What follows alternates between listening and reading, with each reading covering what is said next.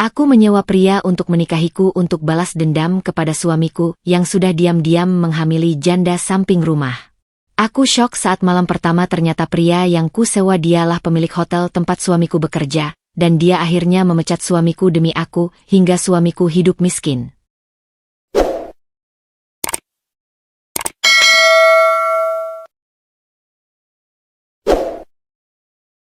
Kehidupan yang tampak sempurna. Pagi itu, cahaya matahari masuk perlahan melalui celah tirai apartemen sederhana milik Alia dan Dimas. Hangatnya sinar pagi membuat ruangan kecil itu terlihat lebih hidup dari biasanya. Aroma kopi yang baru diseduh memenuhi udara, berpadu dengan suara panci kecil yang sesekali berdenting di dapur. Alia Pramesti berdiri di depan kompor, mengenakan pakaian rumah sederhana. Rambutnya diikat rapi, dan wajahnya tampak tenang seperti seseorang yang sudah terbiasa menjalani rutinitas yang sama setiap hari. Ia mengaduk kopi untuk Dimas Pratama, suaminya, dengan gerakan yang lembut dan penuh kebiasaan.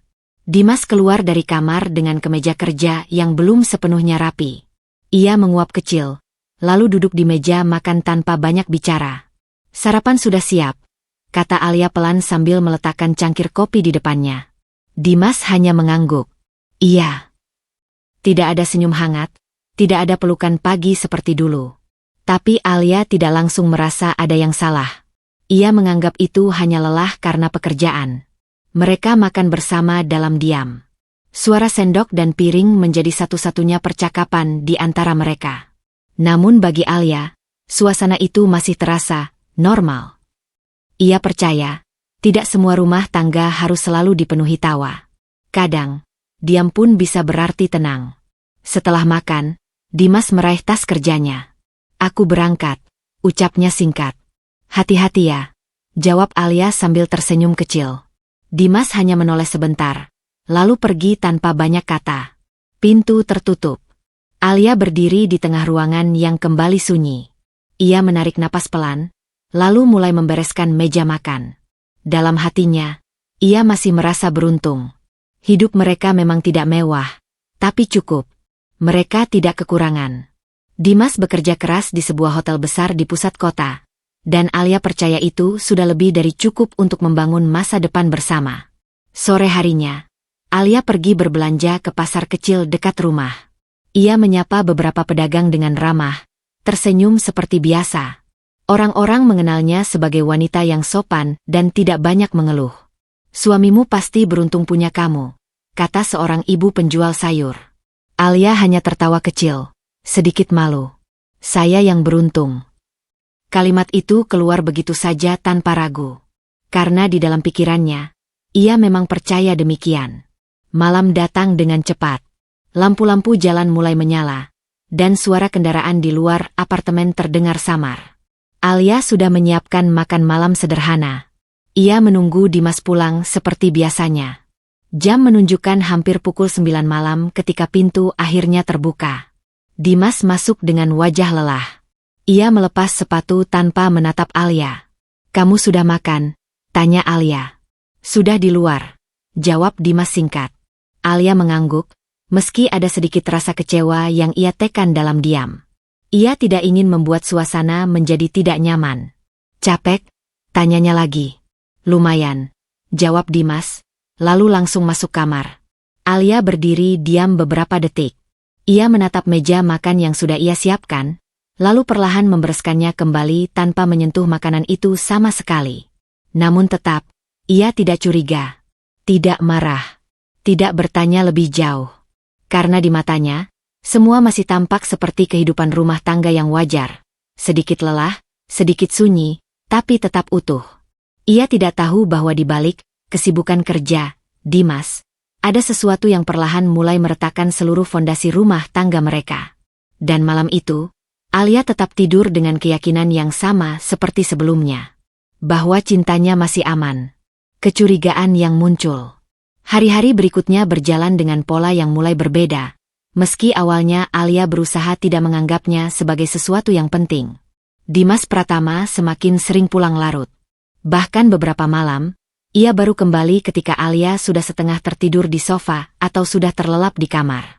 Ketika pintu terdengar terbuka, Alia selalu bangun, berharap melihat suaminya masuk dengan wajah lelah seperti biasa. Tapi yang ia dapatkan hanya bayangan seorang pria yang lewat tanpa banyak kata. "Baru pulang?" tanya Alia suatu malam, suaranya pelan. Dimas tidak langsung menjawab. Ia hanya melepas sepatu, lalu berjalan ke kamar. "Iya," jawabnya singkat tanpa menoleh. Tidak ada lagi percakapan kecil seperti dulu. Tidak ada lagi cerita tentang hari yang melelahkan. Bahkan tatapan mata Dimas pun terasa berbeda. Lebih jauh, lebih dingin, seolah Alia bukan lagi bagian penting dari hidupnya. Alia mulai merasakan sesuatu yang aneh, tapi ia menolak untuk langsung menyebutnya sebagai perubahan besar. Ia mencoba mencari alasan lain. Mungkin pekerjaannya makin sibuk, pikirnya. Namun semakin lama, alasan itu terasa semakin lemah. Dimas mulai jarang makan di rumah. Bahkan saat Alia menyiapkan makanan kesukaannya, Dimas hanya berkata, "Aku sudah makan," atau "tidak lapar," tanpa melihat hidangan itu sama sekali. Suatu pagi, Alia mencoba kembali mencairkan suasana. "Aku bikin sarapan favorit kamu," katanya sambil tersenyum kecil. Dimas hanya melirik sekilas. "Aku buru-buru." Itu saja. Tidak ada rasa bersalah, tidak ada usaha untuk menghargai. Alia berdiri diam di dapur setelah Dimas pergi. Ia menatap makanan yang ia buat dengan hati-hati, lalu perlahan duduk sendiri di meja makan. Untuk pertama kalinya, ia merasa ada jarak yang tidak bisa ia jelaskan.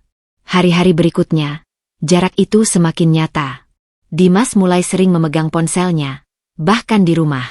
Ketika Alia mendekat, layar langsung dimatikan. Ketika Alia bertanya, jawabannya selalu pendek dan dingin. "Apa ada masalah di kantor?" tanya Alia suatu malam, mencoba hati-hati. "Tidak ada," jawab Dimas cepat. "Kalau capek, kamu bisa cerita sama aku." "Tidak perlu," potong Dimas sebelum Alia selesai bicara. Kalimat itu jatuh seperti pintu yang ditutup perlahan tapi pasti. Alia terdiam. Di dalam hatinya, mulai muncul sesuatu yang tidak nyaman. Bukan marah, bukan juga curiga yang meledak-ledak.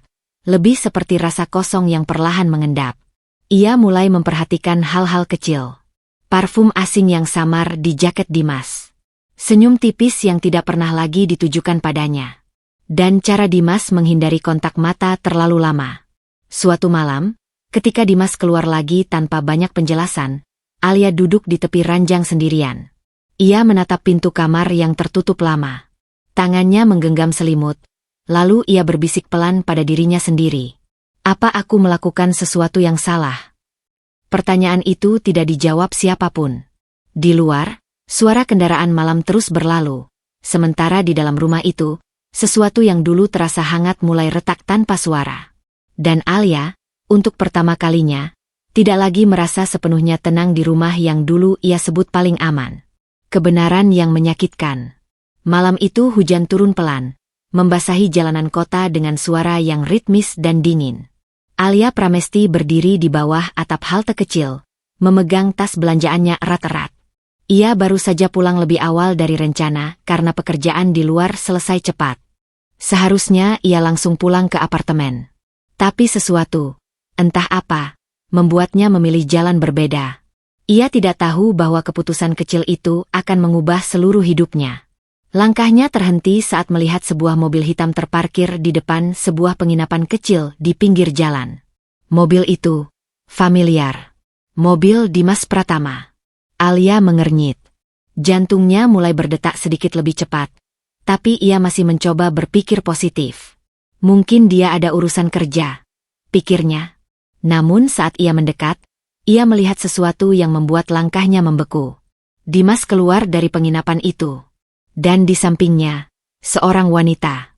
Alia tidak langsung mengenal wajah itu, tapi cara wanita itu berdiri di dekat Dimas. Cara Dimas menunduk sebentar saat berbicara dengannya. Semuanya terlalu akrab untuk disebut rekan kerja. Alia bersembunyi di balik tiang listrik, napasnya tertahan. Wanita itu lalu tersenyum kecil dan memegang lengan Dimas. Dimas tidak menolak. Dunia Alia mulai terasa miring. Dengan tangan gemetar, ia melangkah lebih dekat, cukup dekat untuk mendengar percakapan mereka. "Aku sudah bilang ke dokter tadi." Suara wanita itu terdengar lembut. Dimas menghela napas. Kamu harus jaga diri. Aku juga sudah bilang, ini anakmu, Dim. Kalimat itu jatuh seperti petir. Alia membeku. Tangannya yang memegang tas langsung lemas. Anak. Suara itu bergema di kepalanya, seperti tidak masuk akal. Dimas tidak membantah, tidak marah, tidak menyangkal. Justru ia diam beberapa detik, lalu mengangguk pelan. Iya, aku tahu. Hujan yang tadi terasa pelan tiba-tiba seperti berubah menjadi deras di telinga Alia. Semua suara hilang, tergantikan oleh dengung panjang di kepalanya. Wanita itu, Nadira, tersenyum kecil, tapi Alia tidak melihatnya sebagai senyum biasa lagi. Itu seperti kemenangan yang diam-diam diumumkan. Alia mundur selangkah, lalu selangkah lagi. Namun langkahnya tidak cukup cepat untuk melarikan diri dari kenyataan yang baru saja ia lihat. Jadi selama ini, bisik Alia, suaranya hampir tidak keluar. Dadanya sesak, matanya mulai panas, tapi ia menahan air mata itu jatuh di tempat umum. Di seberang sana, Dimas akhirnya melihat ke arah jalan, dan tanpa sengaja, matanya bertemu dengan Alia.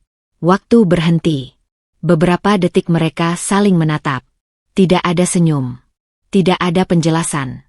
Hanya keheningan yang menghancurkan semuanya. Alia berharap Dimas akan menghampiri, menjelaskan, mengatakan bahwa ini salah paham. Tapi Dimas justru memalingkan wajahnya. Dan dari situlah Alia mengerti sesuatu yang paling menyakitkan dalam hidupnya.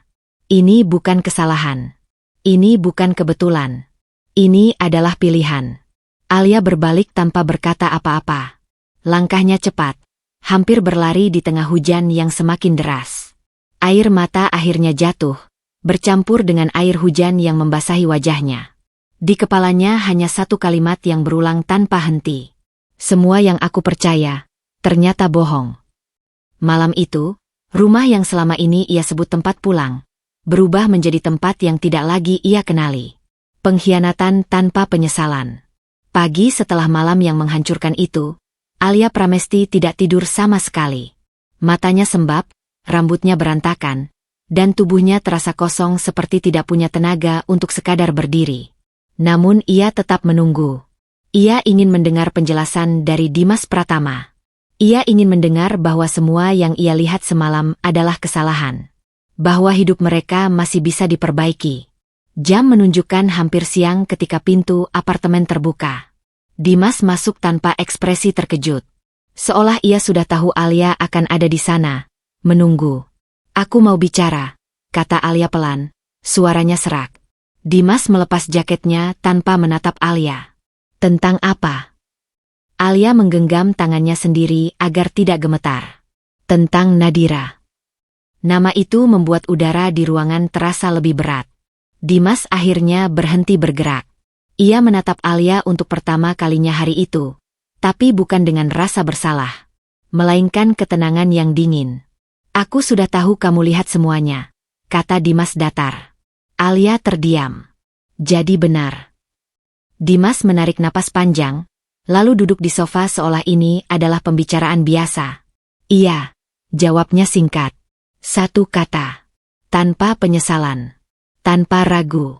Alia merasa dadanya diremas keras. Kenapa? Suaranya hampir pecah. Kenapa kamu lakukan itu padaku, Dim? Dimas menatapnya lama, lalu berkata sesuatu yang membuat Alia terpaku. Karena kamu tidak cukup. Hening. Dunia Alia berhenti lagi. Apa? Bisiknya tak percaya. Dimas bersandar, seperti sedang menjelaskan hal paling logis di dunia. Nadira berbeda. Dia mengerti aku. Dia tidak menuntut hal-hal yang kamu tuntut. Alia tersenyum pahit, tapi air matanya jatuh lebih cepat. Aku istrimu. Dimas mengangkat bahu kecil. Status tidak selalu berarti semuanya baik. Kalimat itu seperti tamparan keras. Alia berdiri, tubuhnya gemetar. Jadi selama ini aku apa? Hanya kesalahan. Dimas akhirnya menatapnya lagi. Kali ini lebih dingin. Kamu terlalu banyak bertanya. Terlalu banyak aturan. Aku capek. Alia tertawa kecil, tapi itu bukan tawa bahagia. Lebih seperti retakan dalam jiwa yang sudah tidak bisa ditahan.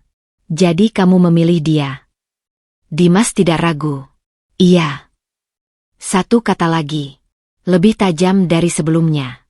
Alia terdiam lama. Tangannya mengepal, tapi bukan untuk marah. Lebih karena ia mencoba menahan dirinya agar tidak runtuh di depan pria yang dulu ia percaya sepenuhnya. Aku bahkan tidak minta kamu sempurna, kata Alia pelan. Aku hanya minta kamu setia. Dimas berdiri, mengambil tasnya. Dunia tidak sesederhana itu, Al. Alia menatapnya tajam untuk pertama kalinya. Jangan pakai kata dunia untuk membenarkan pengkhianatanmu. Dimas tidak menjawab. Ia berjalan menuju pintu. Sebelum keluar, ia berhenti sebentar tanpa menoleh. Aku akan lebih sering bersama Nadira mulai sekarang. Dan pintu tertutup. Klik. Satu suara kecil itu terasa seperti mengunci seluruh hidup Alia di dalam kehancuran. Alia berdiri di tengah ruangan yang tiba-tiba terasa asing. Semua barang masih sama, tapi tidak ada lagi yang terasa, mereka. Untuk pertama kalinya, ia tidak menangis keras. Ia hanya diam. Dan di dalam diam itu, sesuatu dalam diri Alia mulai berubah. Bukan lagi cinta. Bukan lagi harapan. Tapi sesuatu yang lebih berbahaya. Kesadaran bahwa ia tidak akan lagi menjadi orang yang sama setelah ini. Harga diri yang terinjak. Sejak hari Dimas Pratama memilih Nadira Salsabila, kehidupan Alia Pramesti berubah menjadi sesuatu yang dingin dan menyakitkan. Apartemen yang dulu terasa seperti rumah kini, seperti ruang kosong tanpa makna. Alia tetap menjalani hari-harinya, tetapi seperti tubuh tanpa jiwa. Bangun, memasak, bekerja, lalu kembali diam di malam hari. Namun yang paling menyakitkan bukan hanya pengkhianatan itu sendiri, melainkan cara dunia memperlakukannya setelah itu. Kabar tentang Dimas dan Nadira menyebar cepat di lingkaran kecil mereka. Orang-orang mulai berbicara, berbisik, dan menilai tanpa tahu cerita sebenarnya. Alia itu terlalu kaku, mungkin Dimas jadi bosan. Wajar saja kalau suaminya cari yang lain. Kamu lihat Nadira? Lebih lembut, pantas disukai. Kalimat-kalimat itu masuk seperti duri kecil yang terus menusuk tanpa henti. Alia mendengarnya langsung beberapa kali. Di toko, di lingkungan sekitar, bahkan dari orang yang dulu tersenyum padanya. Dan tidak ada satupun yang membela dirinya. Tidak ada yang bertanya bagaimana perasaannya. Semua hanya menjadikannya bahan penilaian. Suatu siang, Alia pergi ke kantor kecil tempat ia dulu membantu administrasi paruh waktu. Ia berharap bisa sedikit melupakan pikirannya. Tapi bahkan di sana, ia tidak luput dari pandangan orang. Seorang rekan kerja menyapanya dengan nada hati-hati, tapi penuh rasa ingin tahu. Kamu masih sama Dimas? Alia terdiam sejenak. Tidak. Jawaban itu membuat suasana langsung canggung. Oh, wanita itu mengangguk kecil, lalu tersenyum tipis yang dipaksakan. Ya, mungkin memang sudah jalan terbaik. Alia hanya mengangguk pelan, lalu pergi tanpa banyak bicara. Di luar gedung, ia berhenti.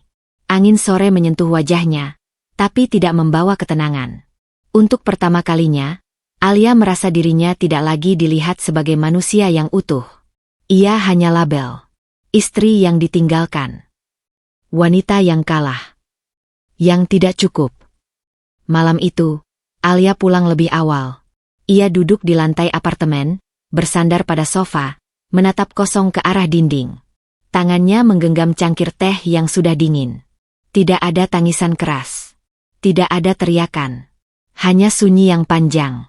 Namun di balik ketenangan itu, pikirannya mulai bekerja. Ia mulai mengingat semua kata-kata Dimas.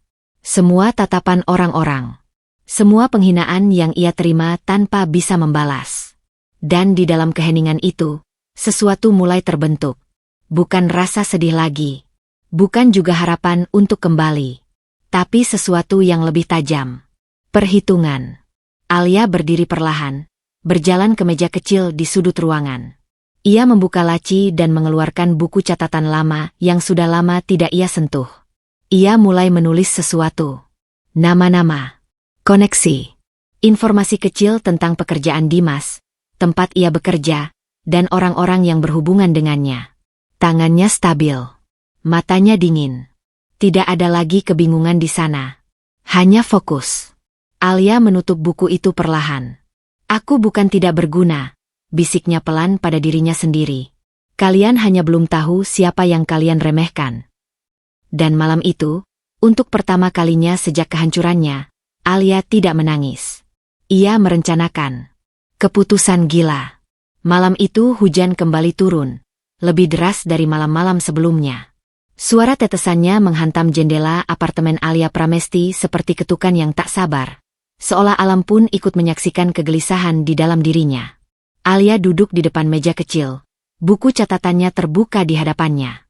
Nama Dimas Pratama masih tertulis di sana, dikelilingi catatan tentang pekerjaan, kebiasaan, dan orang-orang di sekitarnya.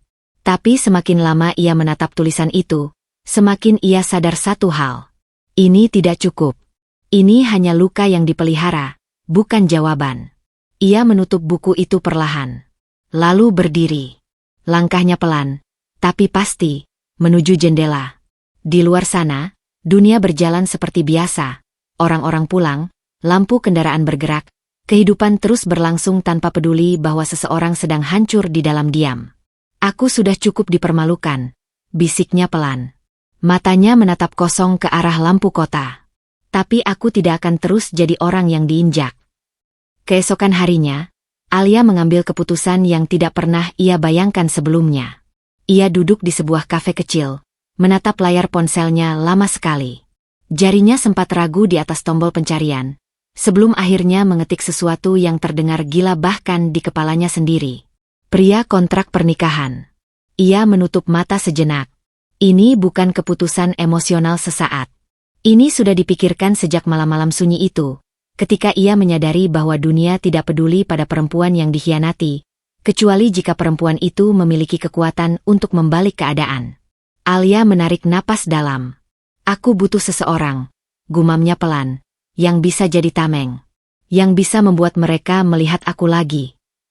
Bukan sebagai korban, tapi sebagai seseorang yang tidak bisa diremehkan.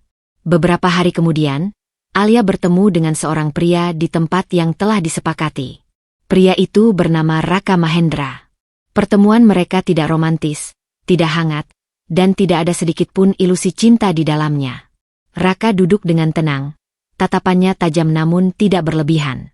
Ia mendengarkan Alia tanpa memotong, tanpa ekspresi berlebihan. Aku ingin pernikahan, kata Alia langsung tanpa basa-basi. Raka mengangkat alis sedikit. Pernikahan sungguhan. Di atas kertas. Di depan orang-orang. Tapi tidak ada cinta, jawab Alia tegas.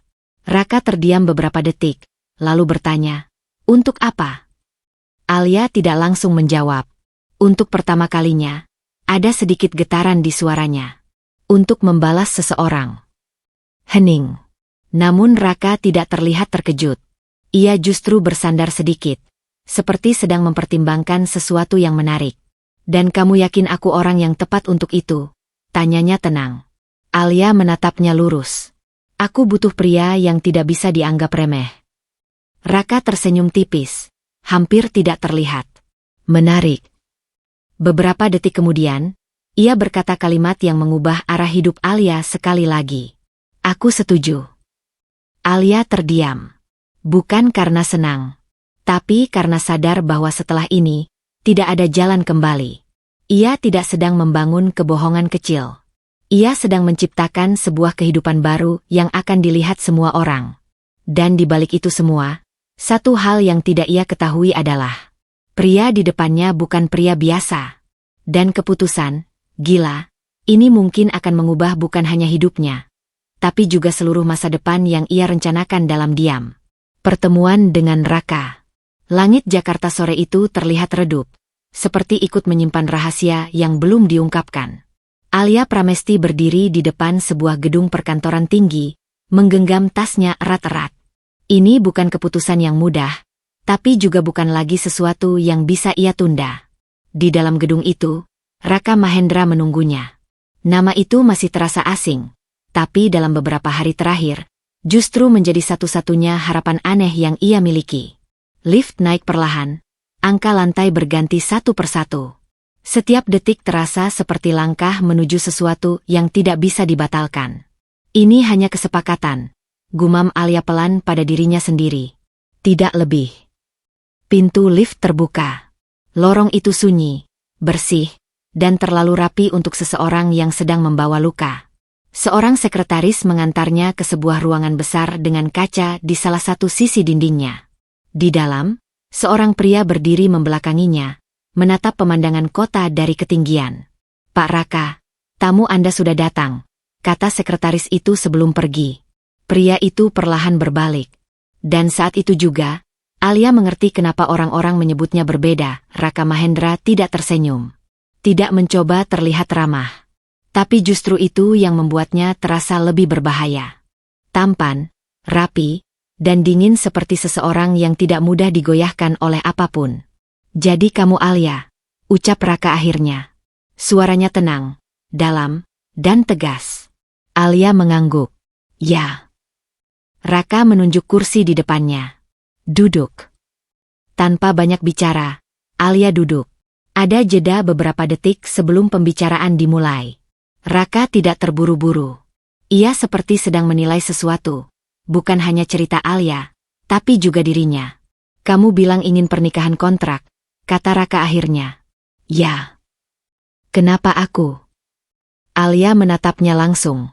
Tidak ada getaran ragu di matanya. "Karena kamu terlihat seperti orang yang tidak akan mudah dipermainkan." Raka tersenyum tipis.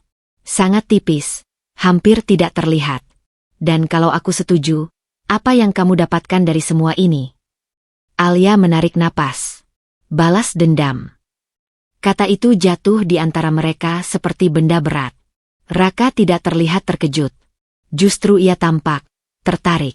Balas dendam pada siapa? Alia ragu sepersekian detik. "Suamiku." Hening kembali. Namun Raka tidak menghakimi. Tidak tertawa. Tidak menunjukkan rasa kasihan. Ia hanya menatap Alia lebih lama. "Menarik," katanya pelan. Alia mengernyit sedikit. "Menarik." Jarang orang datang dengan kejujuran seperti itu. Raka berjalan pelan ke arah meja, lalu meletakkan sebuah dokumen. "Kalau aku setuju," lanjutnya, "akan ada aturan. Tidak ada emosi di luar kesepakatan. Tidak ada drama yang tidak perlu. Dan semua keputusan harus saling menguntungkan." Alia mengangguk cepat. "Aku setuju." Raka menatapnya lagi, lebih lama kali ini. "Dan satu hal lagi," tambahnya. "Apa?" "Pernikahan ini akan terlihat nyata. Sangat nyata. Di depan semua orang." Alia terdiam sebentar, lalu menjawab tegas. "Justru itu yang aku mau." Raka mengamati wajahnya sejenak, lalu mengambil pena dari meja. "Kalau begitu," katanya pelan, "kita mulai." Ia menandatangani dokumen itu tanpa ragu, lalu mendorongnya ke arah Alia. Sekarang giliran Alia. Tangannya sempat berhenti di udara. 1 detik. 2 detik. Lalu ia mengambil pena itu. Dan menandatangani. Saat tinta menyentuh kertas, sesuatu dalam hidup Alia resmi berubah arah. Bukan lagi sebagai istri yang ditinggalkan.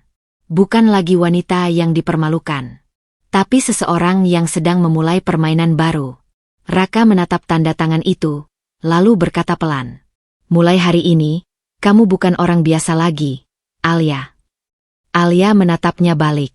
"Dan mulai hari ini," jawabnya pelan tapi tegas, "aku tidak akan pernah kalah lagi." Di luar gedung, langit mulai gelap sepenuhnya.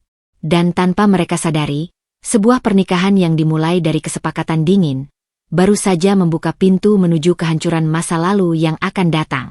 Pernikahan tanpa cinta. Hari pernikahan itu datang tanpa kehangatan, tanpa debar cinta, tanpa harapan yang biasa menyertai sebuah janji suci. Bagi Alia Pramesti, ini bukan hari bahagia. Ini adalah awal dari strategi. Gaun putih yang ia kenakan terlihat sempurna di tubuhnya, namun tidak ada satupun bagian dari dirinya yang merasa seperti pengantin pada umumnya. Ia menatap dirinya di cermin hotel mewah tempat persiapan berlangsung, lalu menarik napas panjang. "Ini bukan pernikahan," bisiknya pelan. "Ini perlawanan." Di luar ruangan, Suasana sudah dipenuhi tamu undangan. Bukan banyak, tapi cukup untuk membuat pernikahan ini terlihat nyata. Beberapa orang penting, kolega, dan orang-orang yang mengenal Raka Mahendra sebagai sosok berpengaruh. Nama Raka sendiri sudah cukup untuk membuat acara ini terasa berbeda. Sementara itu, Raka berdiri di ruangan terpisah. Jas hitamnya rapi, ekspresinya tenang seperti biasa.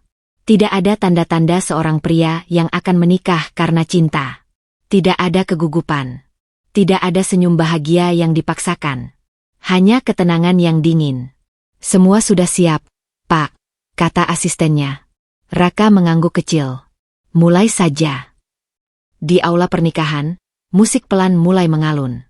Pintu terbuka. Alia melangkah masuk. Semua mata langsung tertuju padanya. Langkahnya stabil, tidak tergesa-gesa, tidak ragu. Ia berjalan seperti seseorang yang tahu persis apa yang sedang ia lakukan, meskipun hatinya tidak berada di tempat yang sama dengan tubuhnya. Di ujung ruangan, Raka menunggunya. Tatapan mereka bertemu. Tidak ada senyum. Tidak ada cinta. Tapi ada sesuatu yang lebih kuat dari itu. Kesepakatan yang tidak perlu dijelaskan. Alia berhenti di samping Raka. Mereka berdiri sejajar di depan penghulu dan para saksi. Suara pembacaan akad terdengar jelas di ruangan itu. Setiap kalimatnya mengikat lebih kuat daripada yang terlihat. Apa Anda menerima pernikahan ini? Suara itu menggantung di udara. Raka menjawab tanpa ragu. Ya. Semua mata kemudian beralih ke Alia. Sejenak, ruangan itu terasa sunyi. Alia menatap ke depan. Bayangan Dimas Pratama melintas sekilas di pikirannya, lalu menghilang. Aku menerima. Satu kalimat itu menutup masa lalunya. Akad selesai. Sah, tepuk tangan terdengar, tapi tidak ada emosi di dalamnya. Hanya formalitas. Tidak ada ciuman penuh cinta. Tidak ada pelukan hangat. Tidak ada air mata bahagia.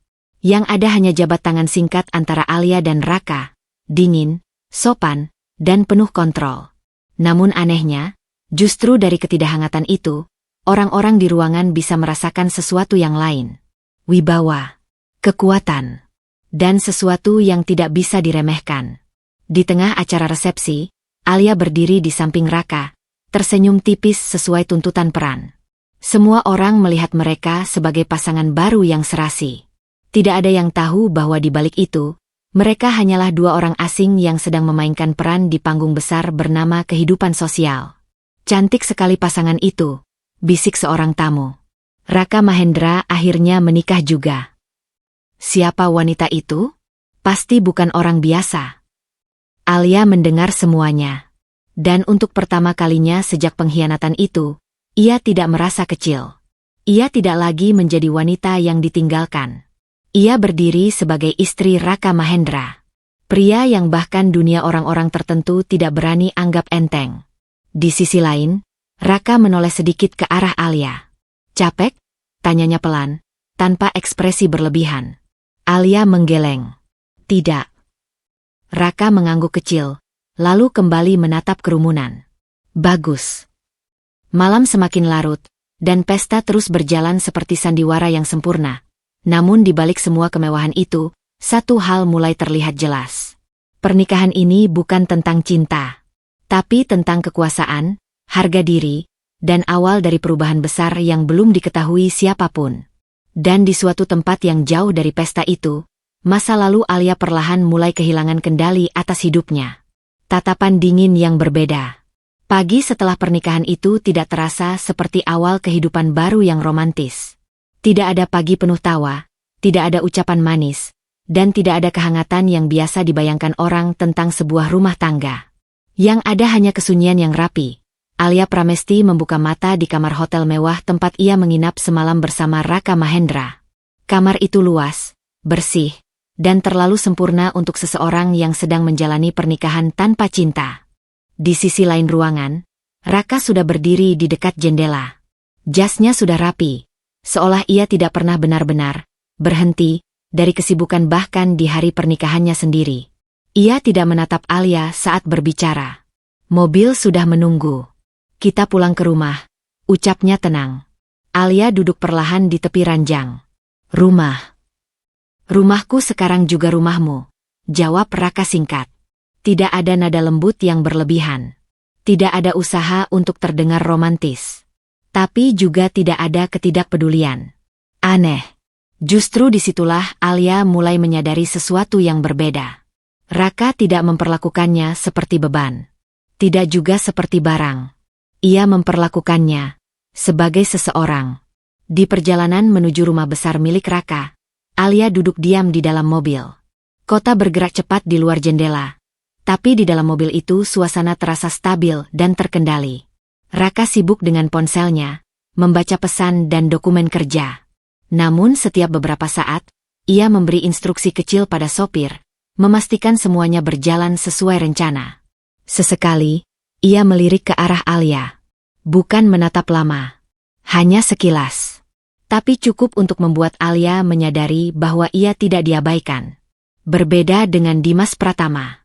Dimas dulu sering hadir, tapi tidak benar-benar melihatnya. Raka justru sebaliknya. Ia mungkin dingin, tapi kehadirannya penuh kesadaran. Setiap tindakan Raka di rumah barunya pun sama. Saat Alia tiba, seorang staf rumah langsung menyambut mereka. Raka berbicara dengan tegas namun sopan.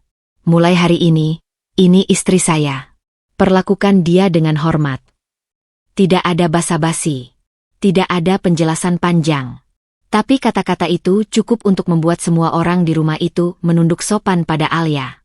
Alia terdiam. Ini pertama kalinya sejak semuanya hancur. Seseorang secara terbuka mengakui posisinya tanpa meremehkan. Di dalam rumah besar itu, Alia berjalan perlahan mengikuti Raka. Ruangan-ruangan luas terbuka di depannya. Desain modern, tenang, dan terlalu teratur. Raka berhenti di sebuah pintu kamar. Ini kamarmu, katanya. Alia menatapnya sedikit terkejut. Bukan kamar kita. Raka menoleh sekilas. Pernikahan ini bukan untuk drama, jawabnya tenang. Kita tetap profesional. Alia mengangguk pelan. Seharusnya kalimat itu menyakitkan. Tapi anehnya tidak. Karena dari semua pria yang pernah ada dalam hidupnya, ini pertama kalinya ia diperlakukan dengan kejujuran tanpa manipulasi. Raka tidak berbohong. Tidak memberi harapan palsu. Tidak juga merendahkan. Ia hanya jujur. Sore harinya, Alia turun ke ruang kerja rumah itu. Ia melihat Raka sedang berbicara dengan seseorang lewat layar laptop. Wajahnya tegas, suaranya stabil, penuh kendali. Saat pembicaraan selesai, Raka menutup laptop dan akhirnya menatap Alia. Kamu sudah makan? Tanyanya singkat. Alia mengangguk. Sudah. Bagus. Lalu ia kembali ke dokumennya. Tidak ada percakapan panjang. Tidak ada perhatian berlebihan. Namun Alia mulai memahami pola itu. Raka tidak mencoba memilikinya. Tapi ia juga tidak mengabaikannya. Ia hadir. Tapi dalam batas yang jelas. Malam tiba, dan rumah itu kembali sunyi. Alia berdiri di balkon kamarnya, menatap lampu kota dari kejauhan. Angin malam menyentuh wajahnya pelan. Di belakangnya, pintu kamar Raka tertutup. Mereka benar-benar hidup sebagai dua orang dalam satu rumah, tapi dengan dunia masing-masing. Namun untuk pertama kalinya, Alia tidak merasa terjebak. Ia merasa dihargai.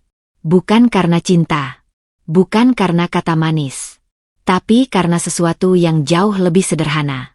Hormat. Dan di dalam kesunyian malam itu, Alia mulai menyadari satu hal kecil namun penting. Bahwa dingin tidak selalu berarti menyakitkan. Kadang, justru di dalam ketenangan itulah seseorang benar-benar diperlakukan dengan benar. Malam yang mengubah segalanya.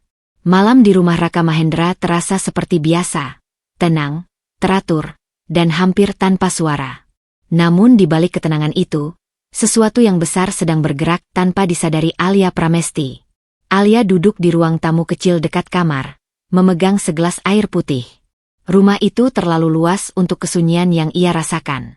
Setiap langkah staf terdengar pelan, setiap pintu yang tertutup terasa seperti batas antara dunia lama dan dunia baru yang sedang ia jalani. Raka belum kembali ke kamar utama sejak sore. Ia masih berada di ruang kerjanya. Alia awalnya tidak berniat mengganggu. Tapi saat melewati lorong, ia melihat pintu ruang kerja Raka sedikit terbuka. Cahaya layar laptop memantul samar ke lantai. Dan suara percakapan terdengar pelan dari dalam. Alia berhenti. Bukan karena ingin mendengar. Tapi karena namanya tiba-tiba disebut di antara percakapan itu. Alia sudah berada di rumah sekarang. Suara Raka terdengar tenang. Suara pria lain menjawab dari speaker laptop. Semua berjalan sesuai rencana, Pak Raka. Tapi, ada satu hal tentang masa lalu suami istri Anda. Jantung Alia langsung menegang. Nama yang disebut berikutnya membuat tubuhnya membeku. Dimas Pratama. Alia perlahan mendekat, tanpa sadar menahan napas. Raka tidak langsung menjawab. Ada jeda singkat. Lanjutkan, kata Raka akhirnya. Suara di laptop itu kembali terdengar. Dimas bekerja di Hotel Mahendra Group cabang pusat. Dia masih belum tahu bahwa pemilik utama jaringan hotel itu adalah Anda. Alia terdiam. Hotel Mahendra Group. Nama itu terasa asing sekaligus terlalu besar untuk diabaikan. Suara lain melanjutkan, dia masih bekerja di bagian operasional. Dan, ada catatan pelanggaran kecil yang sedang kami pantau. Alia perlahan meletakkan tangan di dinding untuk menahan tubuhnya sendiri. Hotel tempat Dimas bekerja. Hotel Mahendra Group. Nama Raka Mahendra. Sesuatu di kepalanya mulai tersambung. Tapi ia menolak mempercayainya terlalu cepat. Di dalam ruangan, Raka akhirnya berbicara. Tidak perlu pantau lagi. Suara itu tenang. Tapi ada ketegasan yang membuat siapapun tidak berani membantah. Mulai hari ini, Dimas Pratama bukan karyawan di sistem saya lagi. Hening. Alia membeku di tempatnya. Baik, Pak. Suara di laptop menjawab cepat. Akan segera diproses. Percakapan itu selesai. Layar laptop dimatikan. Dan pintu ruang kerja terbuka. Raka keluar. Matanya langsung bertemu dengan Alia yang masih berdiri di lorong. Tidak ada keterkejutan di wajah Raka. Seolah ia sudah tahu Alia mendengar semuanya. Kamu dengar? Tanya Raka tenang. Alia tidak langsung menjawab. Bibirnya terasa berat. Hotel itu. Suaranya pelan. Milikmu. Raka mengangguk. Satu jawaban sederhana. Tapi cukup untuk membuat dunia Alia bergeser sedikit. Aku tidak pernah bilang. Tanya Raka, masih dengan nada datar. Alia tertawa kecil tanpa suara. Tidak. Kamu tidak pernah bilang suamiku bekerja di perusahaanmu. Raka menatapnya beberapa detik. Karena itu tidak relevan saat kita membuat kesepakatan. Kalimat itu terdengar dingin, tapi bukan kejam. Lebih seperti fakta. Alia menatapnya lama. Dalam pikirannya, semua potongan mulai tersusun. Dimas bekerja di Hotel Raka, Raka pemiliknya. Dan sekarang, Raka adalah suaminya. Jadi selama ini, suara Alia sedikit bergetar. Kamu tahu tentang Dimas? Raka tidak mengelak. Iya. Hening lagi. Alia mundur setengah langkah, mencoba mencerna semuanya. Dan kamu tetap setuju menikah denganku? Raka menatapnya langsung. Justru karena itu. Dunia Alia berhenti lagi. Angin malam dari jendela lorong terasa dingin. Alia menatap Raka seperti melihat seseorang yang baru ia kenal ulang. Kenapa? Tanyanya pelan. Raka tidak langsung menjawab. Ia melangkah sedikit mendekat, tapi tetap menjaga jarak. Karena kamu bukan orang yang pantas dipermainkan oleh pria seperti dia, jawabnya akhirnya. Kalimat itu sederhana, tapi jatuhnya berat. Alia terdiam lama. Untuk pertama kalinya sejak semuanya dimulai, ia tidak tahu apakah harus merasa marah, atau justru terlindungi. Raka memalingkan pandangan sebentar ke arah jendela. Dan sekarang, katanya pelan, dia sudah tidak punya tempat di sistem saya lagi. Alia menatapnya.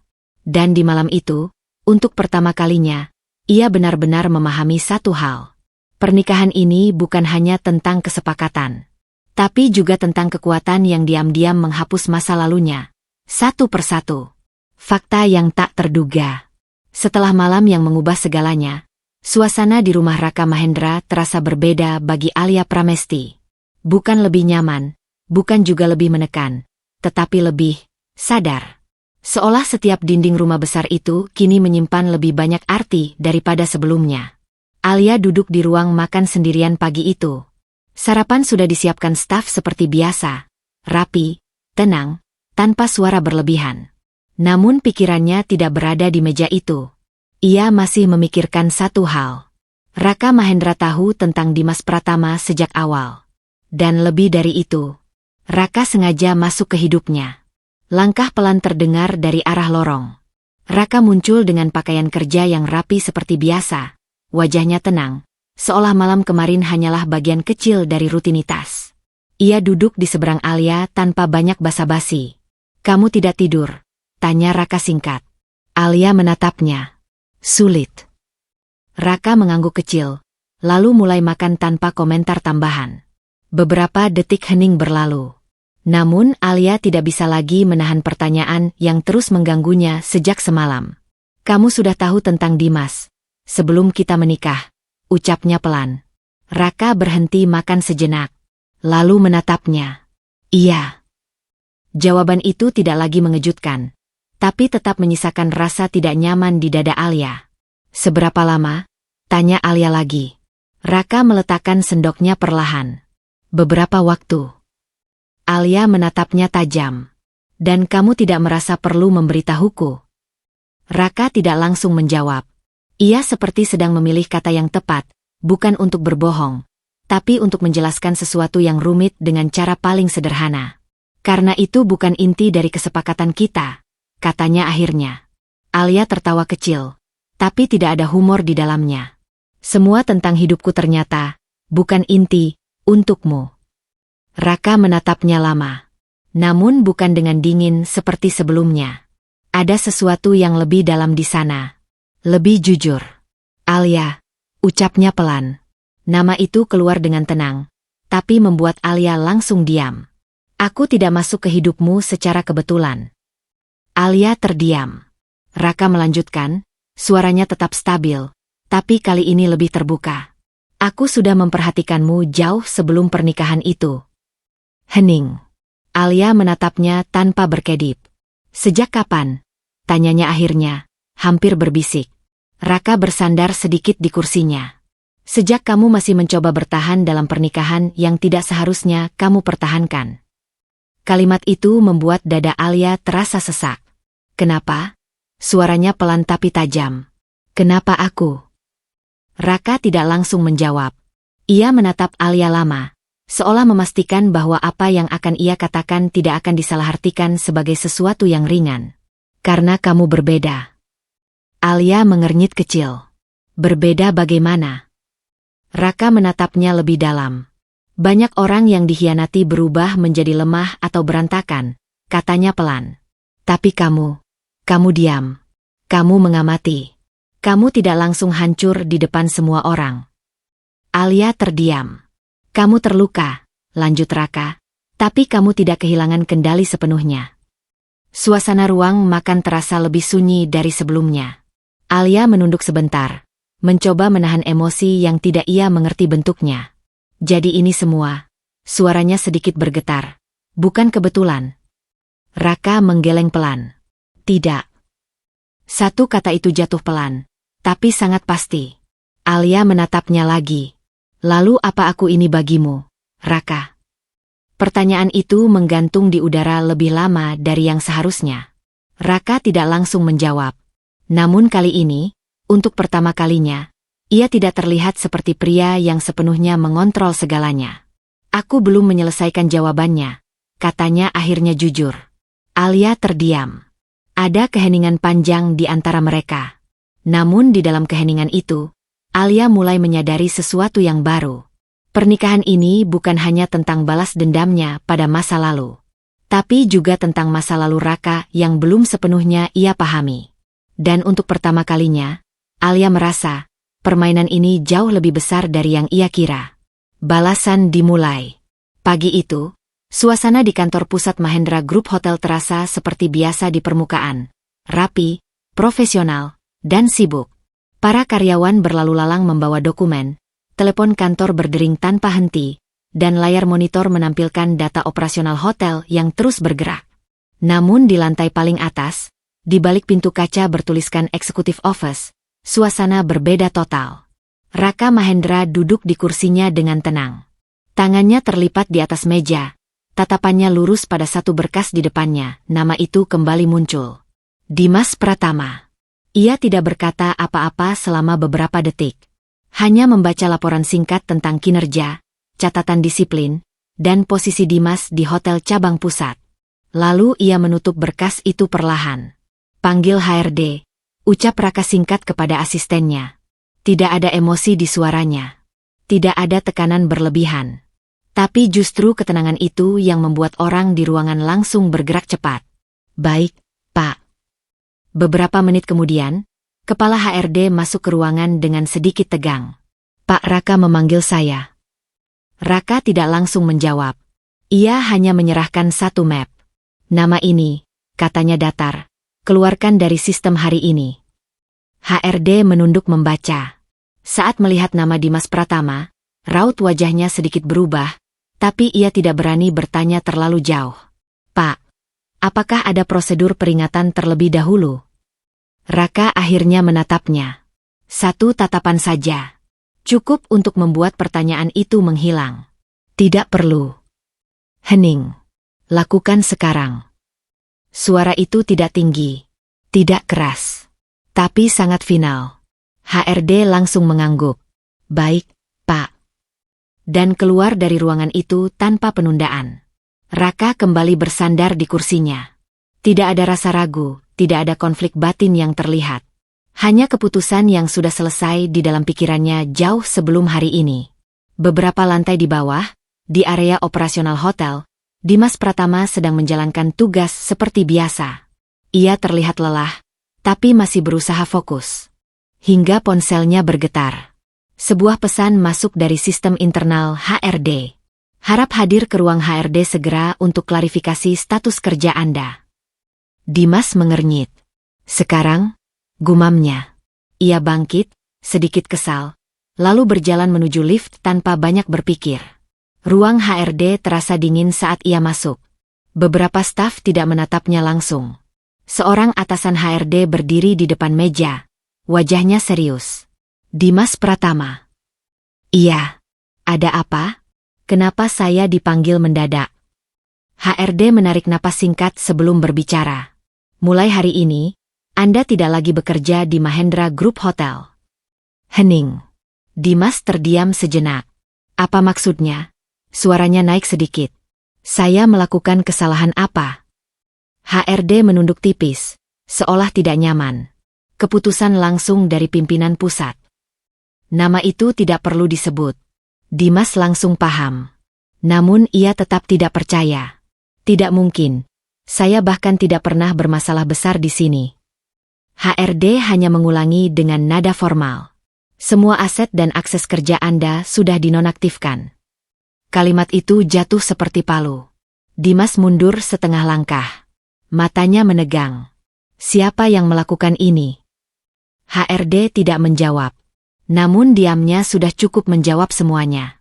Sementara itu, di lantai atas, Raka Mahendra menatap kota dari balik kaca besar.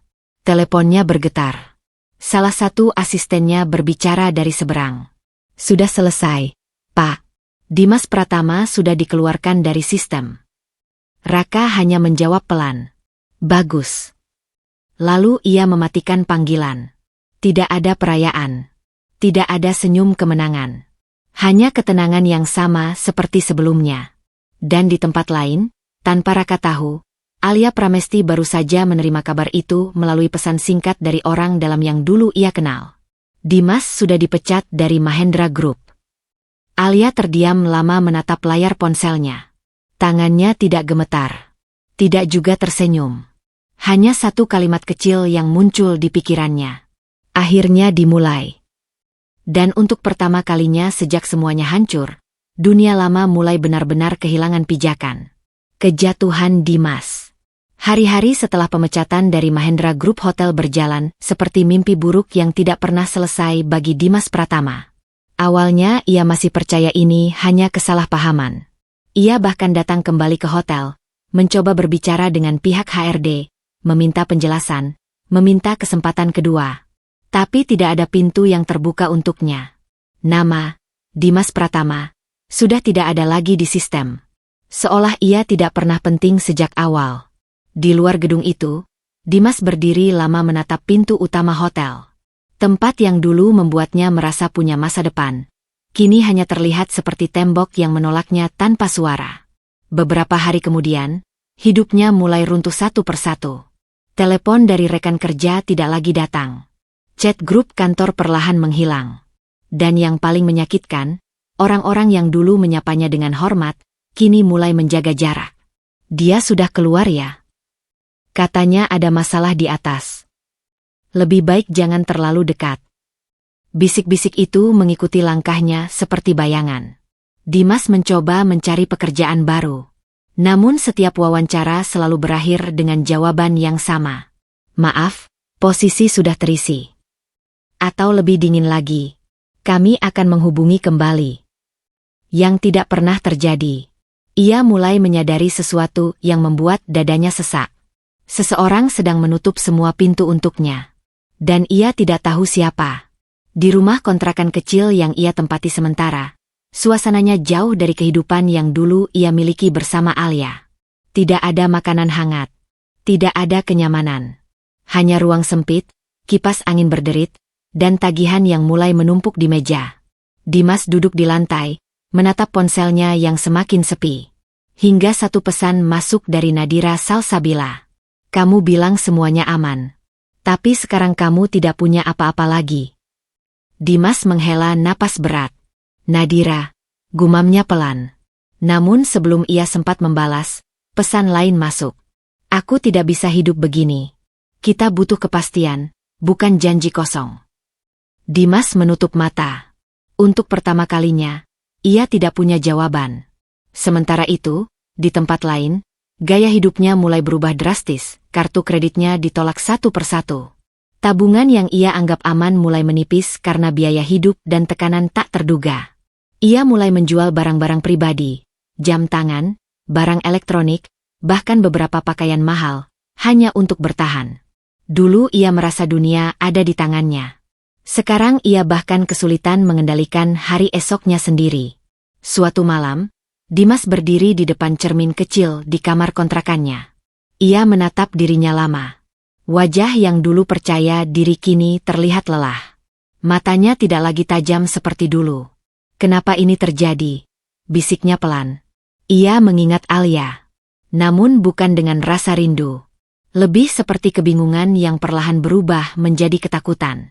Apa ini karena dia? Tapi ia cepat menggeleng. Tidak mungkin. Alia tidak punya kekuatan sebesar ini. Namun di dalam hatinya, mulai tumbuh keraguan yang tidak bisa ia singkirkan. Di luar, hujan turun pelan. Seperti dunia yang perlahan ikut menyaksikan kejatuhan seorang pria yang dulu merasa tak tergantikan. Dan tanpa ia sadari, hidup yang ia anggap stabil, sudah benar-benar berakhir. Dimas Pratama tidak lagi berada di atas. Ia sedang jatuh, dan kali ini, tidak ada tangan yang akan menangkapnya.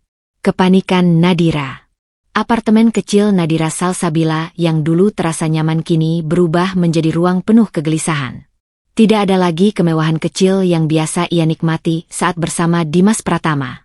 Yang tersisa hanya barang-barang sederhana, tagihan yang menumpuk, dan suasana yang semakin dingin dari hari ke hari. Nadira duduk di tepi ranjang, menatap ponselnya yang tidak berhenti ia genggam sejak pagi. Namun tidak ada kabar baik. Dimas tidak lagi seperti dulu. Pesan terakhirnya pun hanya dibaca tanpa balasan. Nadira menghela napas tajam. Apa dia benar-benar jatuh sampai sejauh ini? Gumamnya pelan. Beberapa hari sebelumnya, Dimas masih sesekali datang menemuinya. Tapi sekarang, semuanya berubah. Janji-janji yang dulu terdengar meyakinkan kini hanya tinggal kata kosong. Sebentar lagi aku dapat kerja baru. Begitu kata Dimas. Atau ini hanya sementara. Namun bagi Nadira, sementara, itu mulai terasa seperti jebakan. Sore itu, Nadira akhirnya tidak tahan lagi. Ia menghubungi Dimas berkali-kali. Telepon pertama tidak diangkat. Telepon kedua juga sama. Telepon ketiga baru tersambung. Kenapa kamu lama jawab? Suara Nadira langsung meninggi. Di seberang sana, suara Dimas terdengar lelah. Aku lagi sibuk. Sibuk. Nadira tertawa sinis. Kamu bahkan tidak punya pekerjaan sekarang, Dim. Hening sejenak. Dimas tidak langsung menjawab. Dan itu justru membuat Nadira semakin emosi. Aku hamil, Dimas, katanya tegas. Kamu ingat itu? Suara di seberang terdiam. Aku butuh kepastian, bukan alasan, lanjut Nadira. Beberapa jam kemudian, mereka bertemu di sebuah kafe sederhana. Dimas datang dengan wajah kusut. Tidak lagi rapi seperti dulu. Tidak lagi percaya diri seperti saat pertama mereka bersama. Nadira langsung menatapnya tajam. Ini sampai kapan? Tanyanya tanpa basa-basi. Dimas menghela napas. Aku sedang berusaha. Berusaha. Nadira mengulang dengan nada tinggi. Kamu sudah kehilangan pekerjaan, uangmu hampir habis, dan kamu masih bilang berusaha. Dimas mengusap wajahnya. Aku tidak bisa langsung bangkit, Nadira. Tapi kalimat itu tidak menenangkan. Justru membuat Nadira semakin gelisah. Aku tidak mau hidup susah, katanya pelan tapi tajam. Aku tidak mau anak ini lahir tanpa kepastian. Dimas menatapnya. Jangan mulai bicara seperti itu. Aku serius, Dim. Suara Nadira meninggi. Kamu yang bilang semua akan aman. Kamu yang bilang kamu bisa bertanggung jawab. Dimas terdiam. Untuk pertama kalinya, ia tidak punya pembelaan. Nadira menarik napas dalam, mencoba menahan emosinya. Aku tidak peduli kamu jatuh karena apa, katanya lebih pelan tapi penuh tekanan. Tapi kamu tidak boleh menyeret aku ke dalam ini. Dimas menatapnya lama. Aku tidak menyeretmu. Nadira memotong cepat, tapi kenyataannya aku ikut jatuh bersamamu. Suasana meja itu menjadi tegang. Orang-orang di sekitar mulai melirik, tapi Nadira tidak peduli. Semua yang ia rasakan hanya satu, ketakutan. Ketakutan kehilangan kenyamanan. Ketakutan hidup tanpa arah. Kalau kamu tidak bisa memperbaiki ini, Nadira akhirnya berkata pelan, aku harus pikirkan hidupku sendiri. Kalimat itu jatuh seperti pisau kecil. Dimas menatapnya tajam.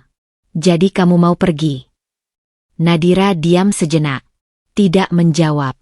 Tapi diamnya sudah cukup memberi jawaban.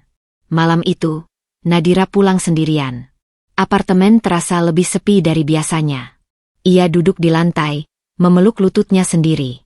Tangannya perlahan mengusap perutnya. Aku tidak bisa hidup begini, bisiknya pelan.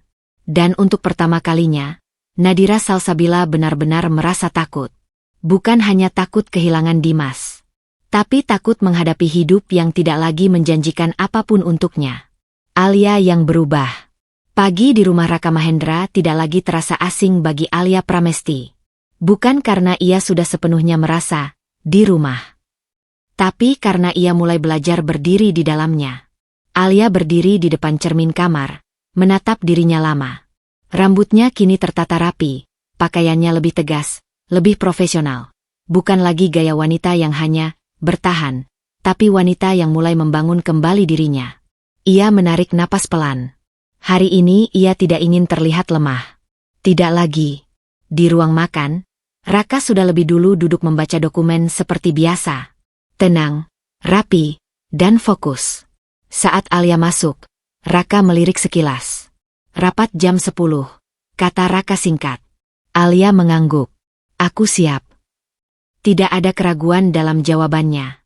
Raka memperhatikan itu sebentar, lalu kembali ke dokumennya. Tapi kali ini, ada sedikit perubahan di tatapannya. Ia menyadari Alia tidak lagi sama seperti hari pertama mereka bertemu. Beberapa minggu terakhir, Raka mulai melibatkan Alia dalam beberapa urusan kecil perusahaannya. Awalnya hanya formalitas. Namun perlahan, Alia menunjukkan sesuatu yang berbeda. Ia tidak panik. Ia tidak ragu bertanya. Dan yang paling penting, ia belajar cepat. Hari itu, Alia duduk di ruang meeting kecil bersama salah satu tim internal perusahaan. Ia tidak lagi hanya menjadi istri Raka Mahendra yang diam di belakang. Ia ikut berbicara. Aku rasa strategi ini terlalu defensif, kata Alia sambil menunjuk laporan di layar. Kita kehilangan momentum di pasar baru. Beberapa orang di ruangan itu saling melirik. Mereka tidak menyangka Alia akan berbicara seperti itu. Namun Raka hanya diam, mendengarkan. Alia melanjutkan, lebih yakin. Kita harus ambil langkah lebih agresif, terutama di cabang hotel yang performanya stagnan. Ruangan menjadi sunyi. Semua menunggu reaksi Raka.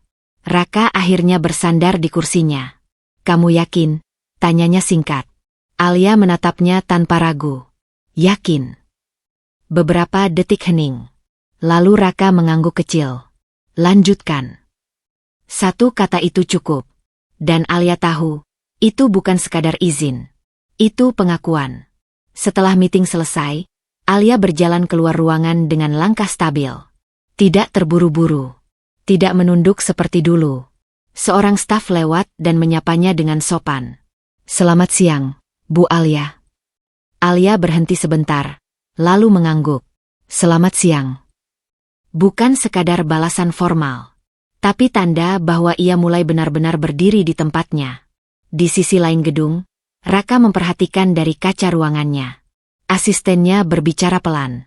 Perkembangannya cepat, Pak. Raka tidak langsung menjawab. Ia hanya menatap Alia yang baru saja berjalan melewati lorong dengan percaya diri yang berbeda dari dulu.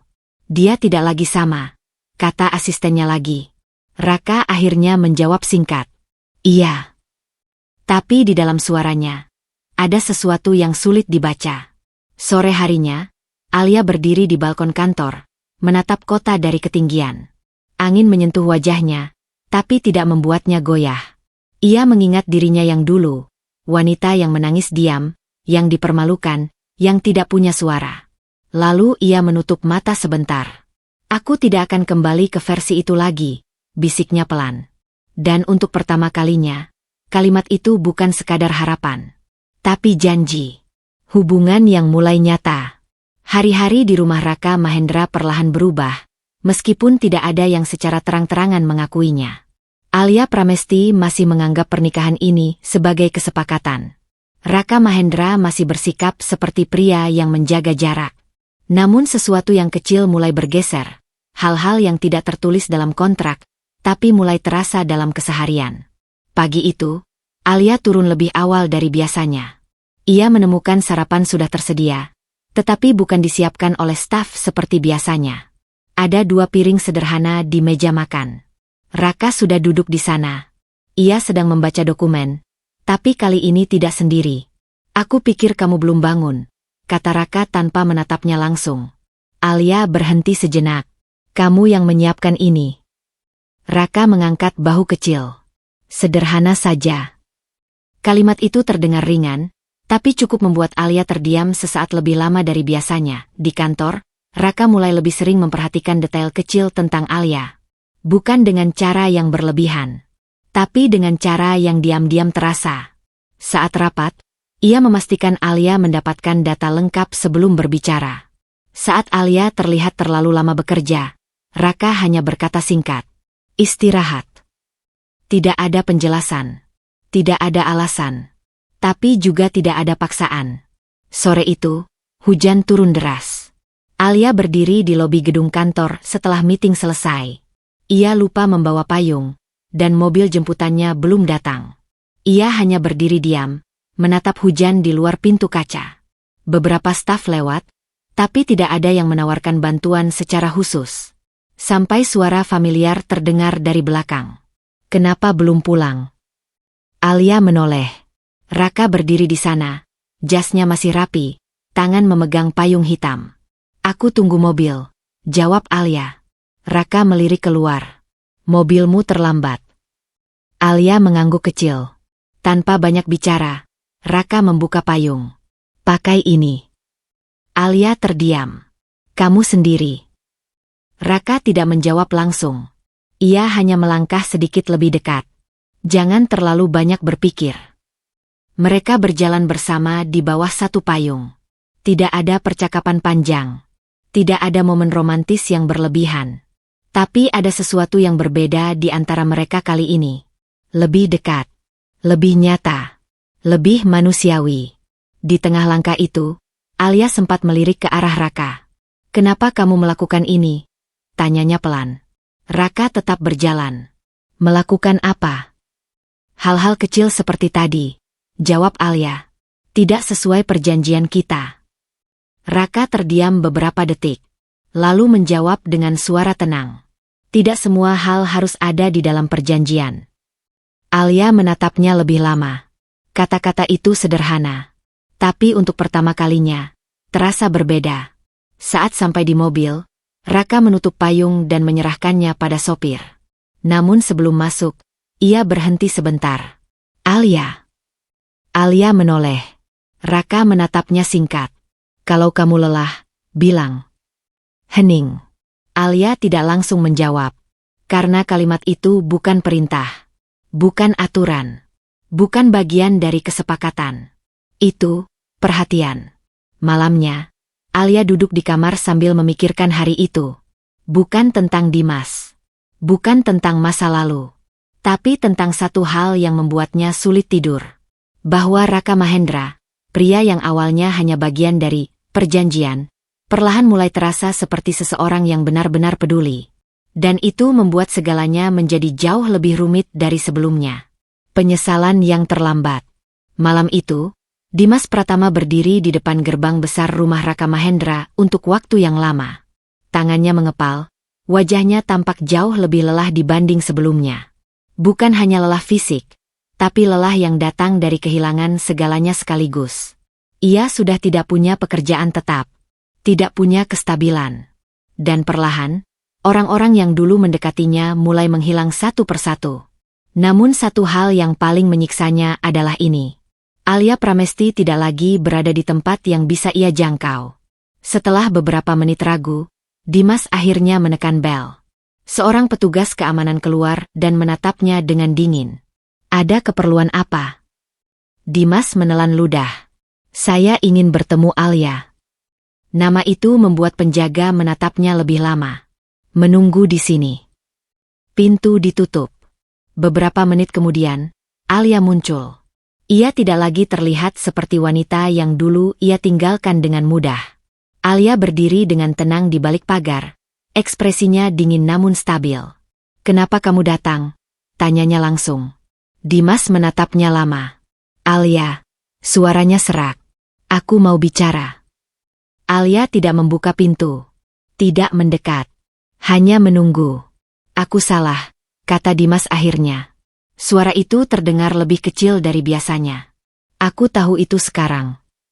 Alia tidak bereaksi. Dimas melanjutkan, lebih cepat, seolah takut kehilangan kesempatan. "Aku kehilangan semuanya. Al, aku dipecat. Aku nggak punya apa-apa lagi. Hidupku hancur." Alia masih diam. Dimas melangkah sedikit lebih dekat ke pagar. "Aku nyesel," katanya. "Aku nyesel sudah ninggalin kamu. Aku nyesel milih Nadira. Aku." "Cukup." Suara Alia memotong tajam, tenang, tapi dingin. Dimas langsung berhenti. Alia menatapnya lurus.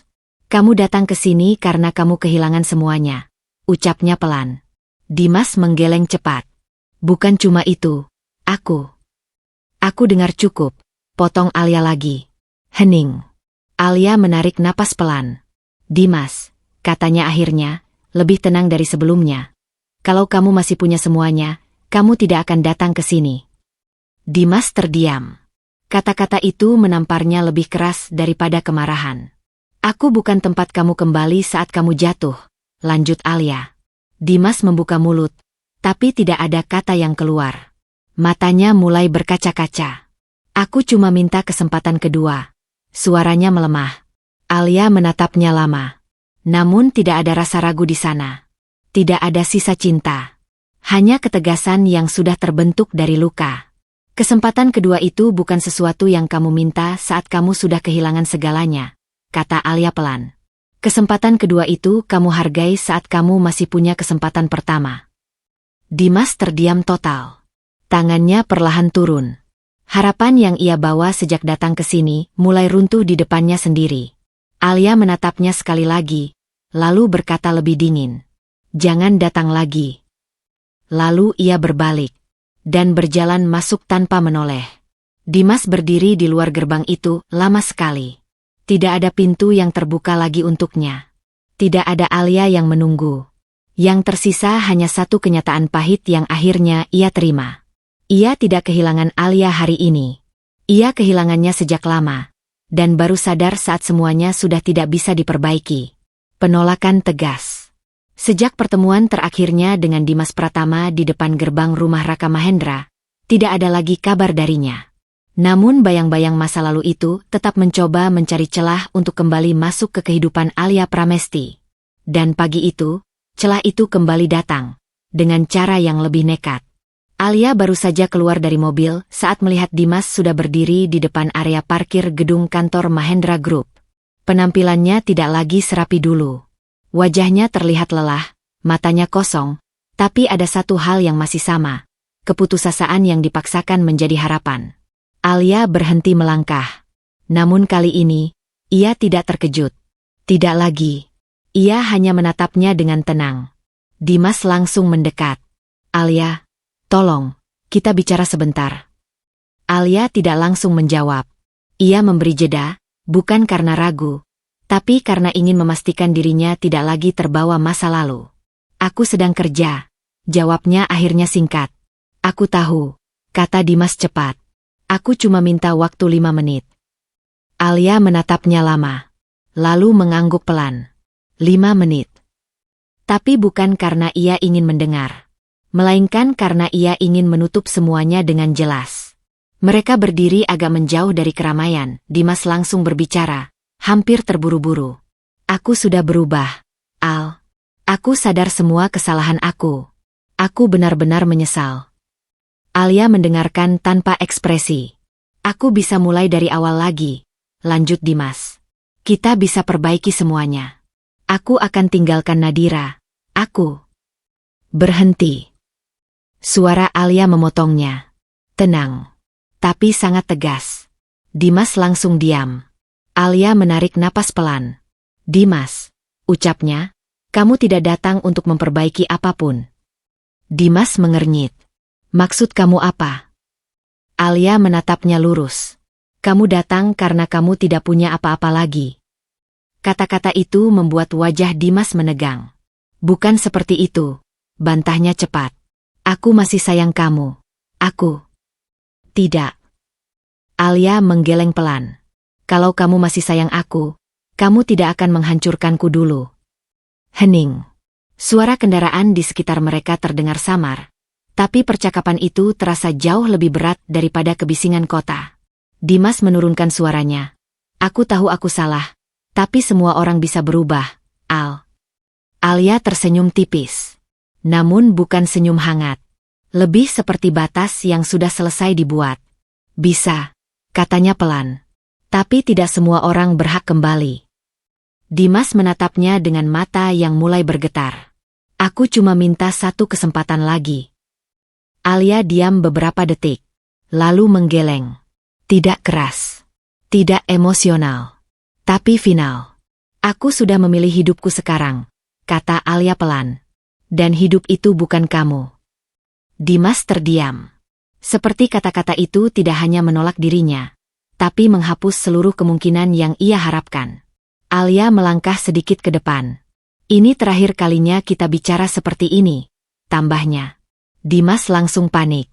Alia, tunggu. Tapi Alia sudah mengangkat tangan, menghentikannya tanpa perlu suara keras. Jangan paksa aku mengulang penolakan yang sama. Ia lalu berbalik, dan berjalan masuk ke gedung tanpa menoleh. Dimas berdiri sendirian di luar. Kali ini tidak ada amarah, tidak ada bantahan. Hanya sunyi yang perlahan menegaskan satu hal yang tidak bisa ia lawan lagi. Alia Pramesti sudah benar-benar memilih dirinya sendiri. Dan tidak ada penyesalan yang cukup untuk mengubah itu. Masa sulit yang berharga. Hari-hari Alia Pramesti kini tidak lagi hanya diisi oleh bayangan masa lalu atau drama yang datang dari luar hidupnya. Di bawah pengaruh Raka Mahendra, ia mulai masuk lebih dalam ke dunia yang sebelumnya tidak pernah ia sentuh. Dunia bisnis yang dingin, cepat, dan penuh keputusan besar. Awalnya Alia hanya diam di ruang rapat, mendengarkan. Tapi Raka tidak membiarkannya tetap menjadi penonton terlalu lama. Kalau kamu hanya mendengar, kamu tidak akan berkembang, kata Raka suatu hari. Sejak itu, Alia mulai diberi tanggung jawab kecil. Laporan cabang hotel, analisis operasional, evaluasi keputusan manajemen. Hal-hal yang dulu terasa asing, kini mulai ia pahami sedikit demi sedikit. Di ruang kerja Raka, Alia duduk di depan layar laptop dengan tumpukan data di sampingnya. Ia mengernyit, membaca ulang angka-angka performa salah satu cabang hotel. Ini tidak seimbang, gumamnya pelan. Raka yang sedang berdiri di dekat jendela menoleh sekilas. Bagian mana? Tanyanya. Alia menunjuk layar. Pendapatan naik, tapi rating pelayanan turun. Biasanya ini berarti ada masalah di internal, bukan di pasar. Raka mendekat, melihat data itu. Ia tidak langsung membantah. Tidak juga langsung membenarkan. Hanya diam beberapa detik. Lanjutkan, katanya akhirnya. Itu menjadi pola baru mereka. Alia mulai berbicara lebih sering. Raka mulai mendengarkan lebih serius.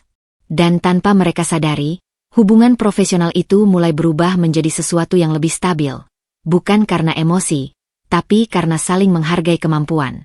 Suatu hari, Raka membawa Alia ke salah satu cabang hotel utama Mahendra Group. Gedung itu besar, modern, dan sibuk. Alia berdiri di lobi, memperhatikan suasana kerja di sekitarnya. Karyawan berlalu lalang, tamu datang dan pergi, semuanya berjalan seperti sistem yang teratur. Ini salah satu aset utama, kata Raka. Alia mengangguk, tapi bisa lebih efisien. Raka meliriknya. Bagaimana? Alia mulai menjelaskan, kali ini lebih percaya diri. Alur check-in terlalu lama.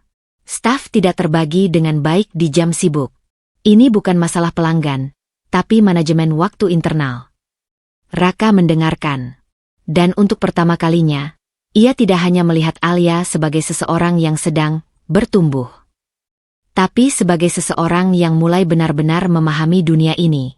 Di balik semua itu, Alia juga mulai menyadari sesuatu tentang dirinya sendiri.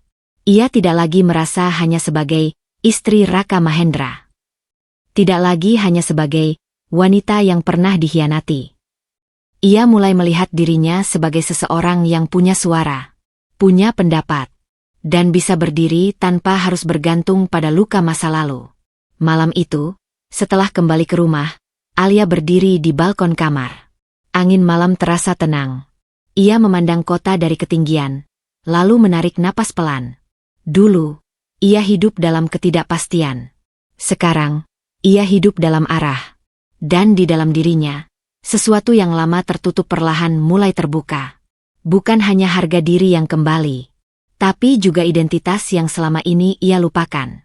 Di dalam rumah, Raka memperhatikannya dari kejauhan. Ia tidak mengganggu, tidak memanggil, hanya melihat. Lalu berkata pelan pada dirinya sendiri. Dia bukan lagi orang yang sama. Dan untuk pertama kalinya, perubahan itu bukan bagian dari rencana, tapi sesuatu yang benar-benar tumbuh dengan sendirinya. Cinta yang tumbuh perlahan. Perubahan antara Alia Pramesti dan Raka Mahendra tidak terjadi dalam satu momen besar. Tidak ada pengakuan cinta. Tidak ada percakapan dramatis. Hanya hari-hari yang berjalan pelan, tapi membawa sesuatu yang tidak bisa lagi mereka abaikan. Pagi itu, Alia bangun lebih awal dari biasanya. Ia mendapati Raka sudah tidak ada di kamar kerja seperti biasa. Di meja dapur, ada secarik catatan kecil. Ada meeting pagi. Sarapan sudah di meja. Alia menatap tulisan itu lama. Sederhana, tapi berbeda. Bukan instruksi, bukan formalitas. Lebih seperti perhatian yang sengaja ditinggalkan. Di kantor, Alia kini tidak lagi sekadar membantu. Ia benar-benar menjadi bagian dari keputusan. Raka mulai melibatkannya dalam diskusi besar tanpa ragu.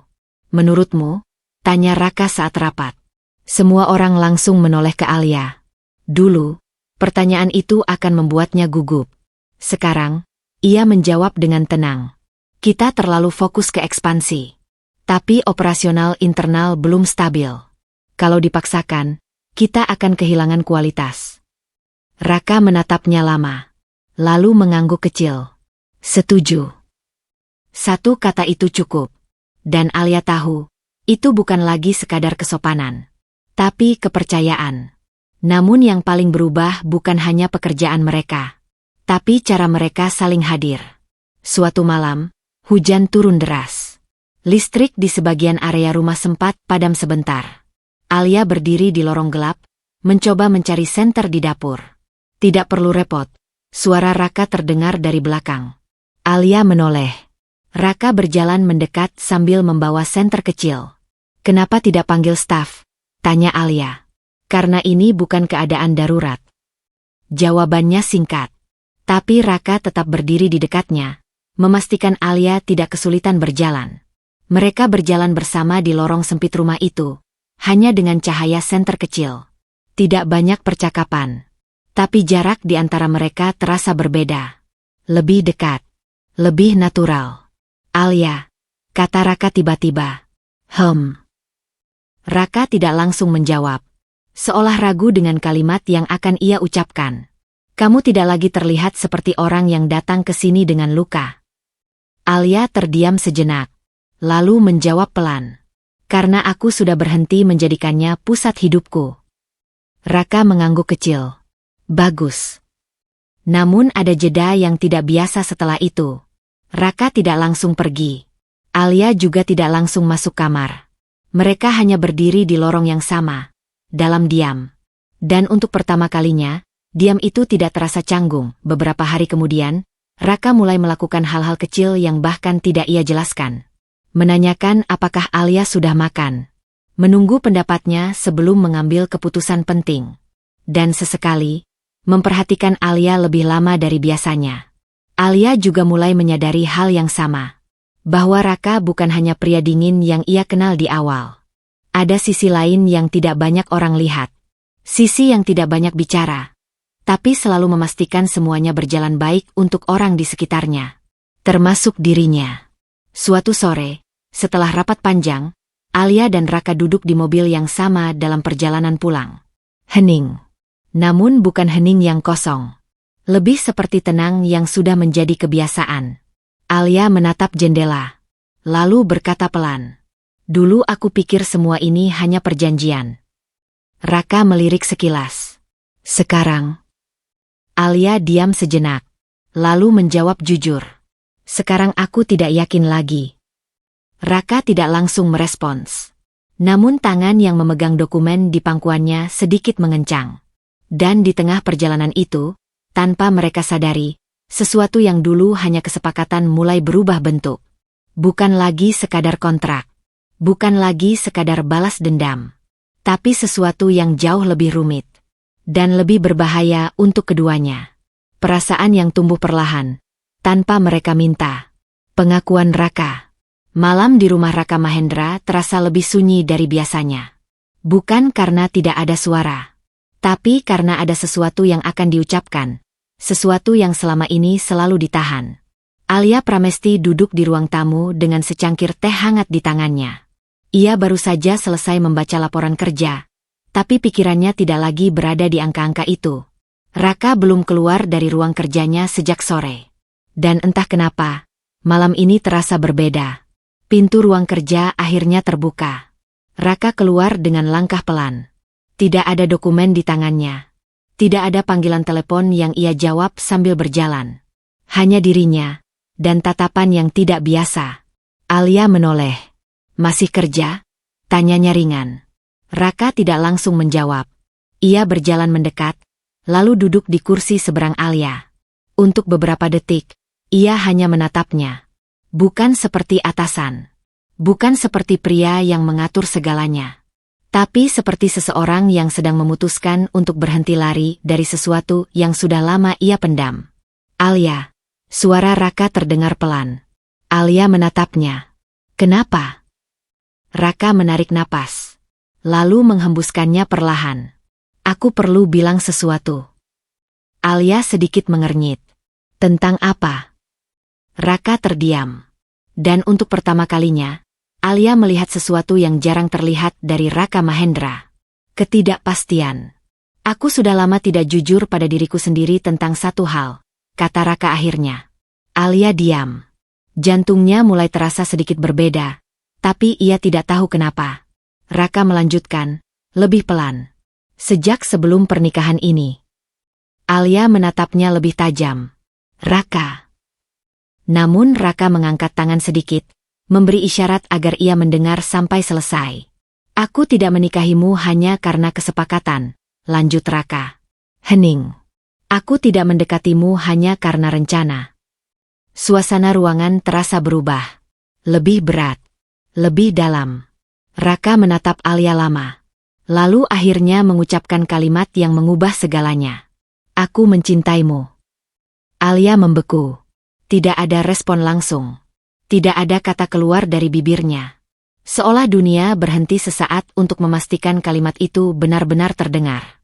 Raka tidak berhenti. Sejak awal aku melihatmu bertahan dalam hidup yang tidak adil, katanya pelan. Aku tahu aku tidak seharusnya masuk terlalu dalam. Ia tersenyum tipis, pahit. Tapi aku sudah terlambat bahkan sebelum aku sadar. Alia menatapnya lama. Matanya berkedip perlahan. Aku. Suaranya hampir tidak keluar. Namun Raka tidak memotong. Ia hanya menunggu. Untuk pertama kalinya, bukan sebagai pria yang mengontrol situasi, tapi sebagai seseorang yang sedang mempertaruhkan dirinya sendiri. Alia menunduk sebentar, lalu tertawa kecil, tapi bukan karena lucu. Lebih karena tidak percaya. Ini tidak seperti kamu, katanya pelan. Raka mengangguk. Memang. Hening kembali. Tapi kali ini berbeda. Tidak dingin. Tidak canggung. Lebih seperti ruang yang akhirnya jujur. Alia akhirnya mengangkat wajahnya lagi. Kenapa sekarang? Tanyanya pelan. Raka menatapnya langsung. Karena aku tidak mau terus berpura-pura. Di luar, angin malam bergerak pelan. Di dalam rumah itu, tidak ada lagi kontrak yang terasa dominan. Tidak ada lagi batas yang benar-benar jelas. Yang ada hanya dua orang yang terlalu lama menahan sesuatu yang akhirnya tidak bisa disembunyikan lagi. Alia tidak langsung menjawab. Tapi untuk pertama kalinya sejak semua ini dimulai, ia tidak lagi melihat Raka sebagai bagian dari rencana. Melainkan sebagai seseorang yang benar-benar hadir di hidupnya. Dan itu membuat segalanya menjadi jauh lebih rumit dari sebelumnya. Luka yang sembuh.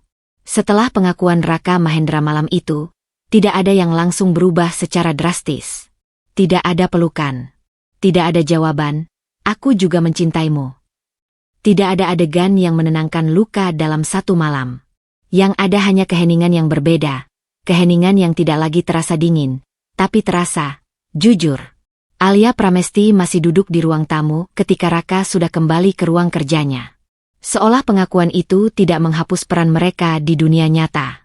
Tapi di dalam diri Alia, sesuatu sudah bergeser. Untuk pertama kalinya sejak lama, ia tidak merasa sedang dibohongi. Malam itu, Alia tidak bisa tidur. Ia berdiri di balkon kamarnya, menatap lampu kota yang berkilau di kejauhan. Kata-kata Raka terus berulang di kepalanya. Aku mencintaimu. Sederhana, tapi berat. Alia menarik napas panjang. Dulu, kata cinta adalah sesuatu yang menghancurkan hidupnya. Dari Dimas Pratama, cinta berarti pengkhianatan. Berarti ditinggalkan. Berarti dipermalukan. Namun dari Raka, kata itu terdengar berbeda. Bukan janji manis. Bukan alasan untuk memiliki. Tapi sesuatu yang diam-diam sudah hadir bahkan sebelum diucapkan. Keesokan harinya, Alia mulai bersikap lebih terbuka. Bukan karena tiba-tiba percaya sepenuhnya. Tapi karena ia berhenti menolak semuanya secara otomatis. Di ruang kerja, Raka sedang membaca laporan ketika Alia masuk. Ini revisi analisis yang kamu minta, kata Alia sambil meletakkan dokumen di meja. Raka mengangguk kecil. Terima kasih. Tidak ada pembahasan tentang malam sebelumnya. Namun mata mereka sempat bertemu lebih lama dari biasanya. Dan tidak ada yang menghindar. Beberapa hari berlalu seperti itu. Perubahan kecil. Tapi nyata. Alia mulai berbicara lebih ringan dengan Raka. Mulai tidak selalu menjaga jarak emosional. Dan mulai percaya bahwa tidak semua orang akan menyakitinya dengan cara yang sama. Suatu sore, hujan turun pelan. Alia duduk di ruang kaca rumah itu sambil membaca laporan, sementara Raka berdiri di dekat jendela. Dulu aku tidak bisa membayangkan hidup seperti ini, kata Alia tiba-tiba. Raka menoleh. Seperti apa? Alia berpikir sebentar. Tenang. Ia tersenyum kecil. Tanpa takut. Raka tidak langsung menjawab. Tapi tatapannya melembut sedikit. Dan sekarang, tanyanya. Alia menutup dokumen di tangannya. Lalu menjawab jujur. Sekarang, aku mulai terbiasa. Hening. Tapi bukan hening yang kosong. Lebih seperti ruang yang mulai diisi oleh sesuatu yang baru. Raka berjalan mendekat, berdiri tidak jauh dari Alia. Kamu tahu, katanya pelan, tidak semua luka harus hilang untuk bisa hidup lagi. Alia menatapnya. Beberapa hanya perlu berhenti berdarah. Kalimat itu membuat Alia terdiam lama. Karena untuk pertama kalinya, ia merasa tidak sedang dipaksa melupakan masa lalunya. Tapi sedang diajak untuk berdiri di atasnya. Malam itu, Alia tidak lagi menatap masa lalu dengan rasa sakit yang sama. Tidak lagi dengan dendam yang membakar. Tapi dengan kesadaran bahwa dirinya sudah bertahan cukup jauh untuk tidak kembali ke tempat yang sama. Dan di dalam hatinya, sesuatu yang perlahan tumbuh mulai terasa lebih jelas. Kepercayaan. Bukan kepercayaan yang buta, tapi kepercayaan yang dipilih. Dan itu jauh lebih kuat dari sekadar harapan. Dimas di titik terendah. Hujan turun pelan di sore hari ketika Dimas Pratama berdiri di depan sebuah kamar kontrakan kecil yang kini menjadi satu-satunya tempat ia bisa pulang. Tidak ada lagi gedung hotel mewah. Tidak ada lagi seragam kerja rapi. Tidak ada lagi panggilan hormat dari orang-orang di sekitarnya. Yang tersisa hanya kehidupan yang semakin sempit dan semakin sunyi. Pintu kamar terbuka perlahan. Di dalam, suasananya jauh dari kata nyaman. Barang-barang berserakan, tagihan menumpuk di atas meja, dan suasana pengap yang tidak pernah benar-benar hilang. Dimas masuk dengan langkah berat. Tangannya memegang ponsel yang sejak pagi tidak berhenti ia lihat. Tidak ada pesan dari siapapun. Kecuali satu yang paling menyakitkan. Aku tidak bisa terus seperti ini, Dimas. Aku pergi. Pesan dari Nadira Salsabila. Dimas duduk perlahan di tepi ranjang. Matanya menatap kosong ke lantai. Akhirnya, gumamnya pelan. Bukan karena ia tidak tahu ini akan terjadi. Tapi karena ia tidak menyangka semuanya akan berakhir secepat ini. Beberapa hari sebelumnya, Nadira masih ada di sisinya. Masih mengeluh. Masih marah. Masih menuntut kepastian tentang masa depan anak yang ia kandung. Namun Dimas tidak lagi punya jawaban yang meyakinkan. Tidak ada pekerjaan. Tidak ada stabilitas. Tidak ada arah. Dan akhirnya, Nadira memilih pergi. Tanpa drama besar. Tanpa pertengkaran panjang. Hanya keputusan dingin yang menutup semuanya. Dimas menunduk, kedua tangannya memegang kepala. Aku sudah kehilangan semuanya. Bisiknya. Suaranya tidak lagi marah. Tidak lagi penuh ego. Hanya kosong. Hari-hari berikutnya semakin berat. Ia mencoba mencari pekerjaan lagi. Tapi setiap pintu tetap tertutup. Nama, Dimas Pratama, sudah seperti bayangan buruk yang tidak ingin disentuh siapapun. Suatu siang, ia berdiri di depan kaca toko kecil, menatap dirinya sendiri. Wajahnya pucat. Matanya lelah. Dan untuk pertama kalinya, ia tidak melihat dirinya sebagai pria yang pernah merasa lebih tinggi dari orang lain. Aku salah di mana? Gumamnya pelan. Namun tidak ada jawaban. Hanya pantulan dirinya sendiri yang tidak lagi terlihat meyakinkan. Malam itu, Dimas duduk sendirian di kamar kontrakan. Lampu redup. Suara hujan di luar seperti satu-satunya teman yang tersisa. Ia membuka ponselnya lagi. Foto lama. Foto Alia Pramesti. Namun kali ini, ia tidak tersenyum seperti dulu saat melihatnya. Alia, bisiknya pelan. Tapi nama itu kini terasa jauh. Sangat jauh. Dimas akhirnya sadar satu hal yang paling menyakitkan. Ia tidak hanya kehilangan pekerjaan, uang, atau Nadira. Ia kehilangan semua kesempatan untuk kembali ke hidup yang pernah ia sia-siakan.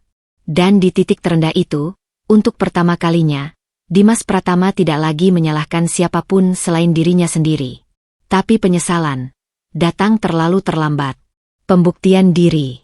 Pagi itu, gedung Mahendra Group tampak lebih sibuk dari biasanya.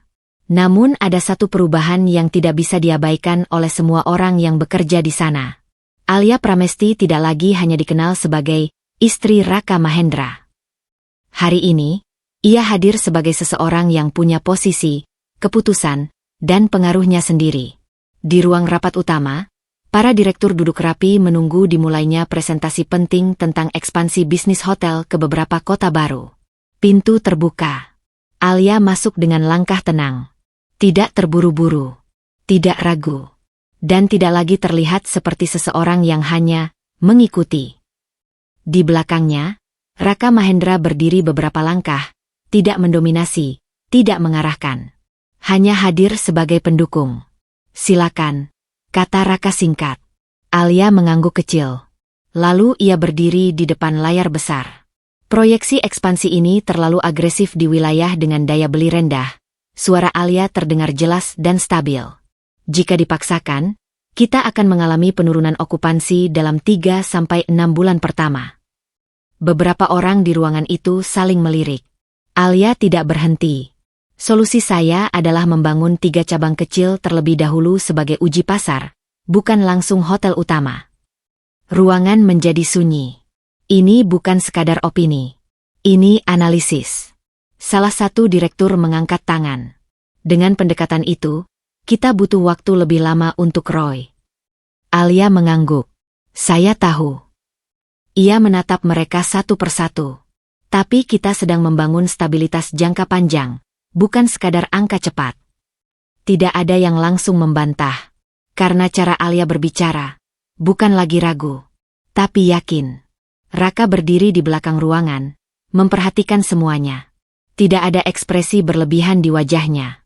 Tapi ada sesuatu yang sangat jelas di tatapannya. Bangga.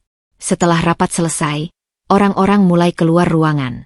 Alia merapikan dokumen dengan tenang. Raka mendekat. Bagus, katanya singkat. Alia menoleh.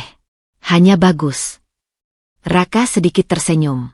Luar biasa, kalau kamu mau definisi lengkapnya. Alia tertawa kecil. Bukan tawa yang dulu penuh luka. Tapi tawa ringan seseorang yang sudah berdamai dengan dirinya sendiri. Di luar gedung, matahari siang terasa hangat. Alia berdiri di balkon kantor, memandang kota dari ketinggian. Dulu, kota ini adalah tempat yang membuatnya kecil. Tempat yang pernah menyaksikan air matanya jatuh tanpa suara. Sekarang berbeda. Sekarang kota itu terlihat seperti tempat yang bisa ia taklukkan, pelan-pelan. Dengan caranya sendiri. Raka berdiri di sampingnya. Masih ingat kamu dulu takut salah bicara di rapat kecil? Tanyanya pelan. Alia tersenyum kecil. Sekarang aku takut kalau aku diam. Raka mengangguk. Itu perkembangan yang bagus. Alia menarik napas dalam. Aku tidak mau hanya dikenal karena kamu, katanya jujur. Raka menoleh. Alia melanjutkan dengan tegas. Aku ingin dikenal karena aku. Hening sebentar. Lalu Raka menjawab pelan. Dan kamu sudah sampai di sana. Alia menatap kota di hadapannya. Untuk pertama kalinya, ia tidak merasa hidupnya ditentukan oleh pengkhianatan masa lalu. Tidak oleh Dimas. Tidak oleh siapapun. Ia berdiri di atas kakinya sendiri. Bukan sebagai korban. Bukan sebagai pelengkap. Tapi sebagai Alia Pramesti, wanita yang akhirnya menemukan kekuatannya sendiri. Kehidupan baru yang lebih tinggi langit pagi di atas kota tampak bersih. Seolah dunia baru benar-benar dimulai untuk Alia Pramesti. Dari jendela kaca besar penthouse milik Raka Mahendra, cahaya matahari masuk. Perlahan, menyapu ruangan yang kini bukan lagi sekadar tempat tinggal, melainkan rumah yang ia pilih dengan kesadaran penuh. Alia berdiri di sana, memandang kota yang dulu pernah membuatnya jatuh, dan kini justru menjadi tempat ia berdiri lebih tinggi dari sebelumnya. Di belakangnya, Raka muncul dengan langkah tenang. Ia sudah rapi, seperti biasa, tapi kali ini tidak ada jarak dingin seperti dulu. Meeting sore ini dibatalkan, kata Raka singkat. Alia menoleh. Kenapa? Raka berjalan mendekat, berhenti di sampingnya. Karena aku ingin kita punya waktu. Kalimat itu sederhana, tapi berbeda dari semua kesibukan yang dulu selalu mendominasi hidup mereka. Alia tersenyum kecil. Waktu untuk apa? Raka menatapnya sebentar sebelum menjawab. Untuk hidup. Hening sejenak. Namun kali ini hening itu tidak kosong. Alia menatap tangannya sendiri. Dulu tangan itu gemetar karena dikhianati, karena takut, karena tidak punya arah. Sekarang, tangan itu memegang keputusan. Memegang masa depan. Aku tidak pernah berpikir hidupku akan sampai di sini, kata Alia pelan. Raka mengangguk. Aku juga tidak pernah berpikir akan menemukan seseorang seperti kamu. Alia menoleh. Kali ini tidak ada keraguan di wajahnya. Tidak ada luka yang mendominasi. Hanya ketenangan yang lahir dari perjalanan panjang. Kalau aku tidak pernah dikhianati Dimas. Alia berhenti sejenak, lalu tersenyum tipis. Mungkin aku tidak akan pernah menjadi diriku yang sekarang. Raka menatapnya lama. Kadang, yang menghancurkan kita, justru yang memaksa kita tumbuh, jawabnya pelan. Alia mengangguk. Ia tidak lagi memandang masa lalunya dengan rasa sakit yang sama. Bukan karena lupa, tapi karena sudah melampauinya. Beberapa jam kemudian, mereka menghadiri sebuah acara bisnis besar. Bukan sebagai suami istri yang hanya terlihat serasi, tetapi sebagai dua individu yang sama-sama punya pengaruh. Orang-orang menyapa mereka dengan hormat. Bukan karena status, tapi karena pencapaian. Di tengah keramaian itu, Alia berdiri tegak di samping Raka. Tanpa rasa takut, tanpa rasa ragu, dan tanpa bayangan masa lalu yang mengikatnya lagi. Seorang tamu berbisik pelan kepada rekannya. Dia bukan hanya istri Raka Mahendra. Dia partnernya. Alia mendengar itu. Dan kali ini, ia tidak menunduk. Ia tersenyum. Bukan karena ingin diakui, tapi karena ia tahu siapa dirinya sekarang. Malamnya, setelah semua selesai, Alia dan Raka kembali ke rumah. Di balkon yang sama tempat dulu Alia merenung dalam luka, kini ia berdiri dengan damai. Kota di depannya tidak berubah, tapi dirinya sudah sepenuhnya berbeda. Raka berdiri di sampingnya. Alia, katanya pelan. Apa? Raka menatapnya. Terima kasih sudah bertahan sampai di sini. Alia tersenyum. Aku tidak hanya bertahan. Ia menoleh. Aku bangkit. Raka mengangguk pelan. Dan untuk pertama kalinya, tidak ada jarak, tidak ada perjanjian, tidak ada peran. Yang ada hanya dua orang yang berjalan bersama. Bukan karena luka, tapi karena pilihan. Pesan moral. Pengkhianatan bisa menghancurkan, tapi juga bisa menjadi awal kebangkitan. Harga diri yang dijaga akan membawa seseorang pada kehidupan yang lebih tinggi.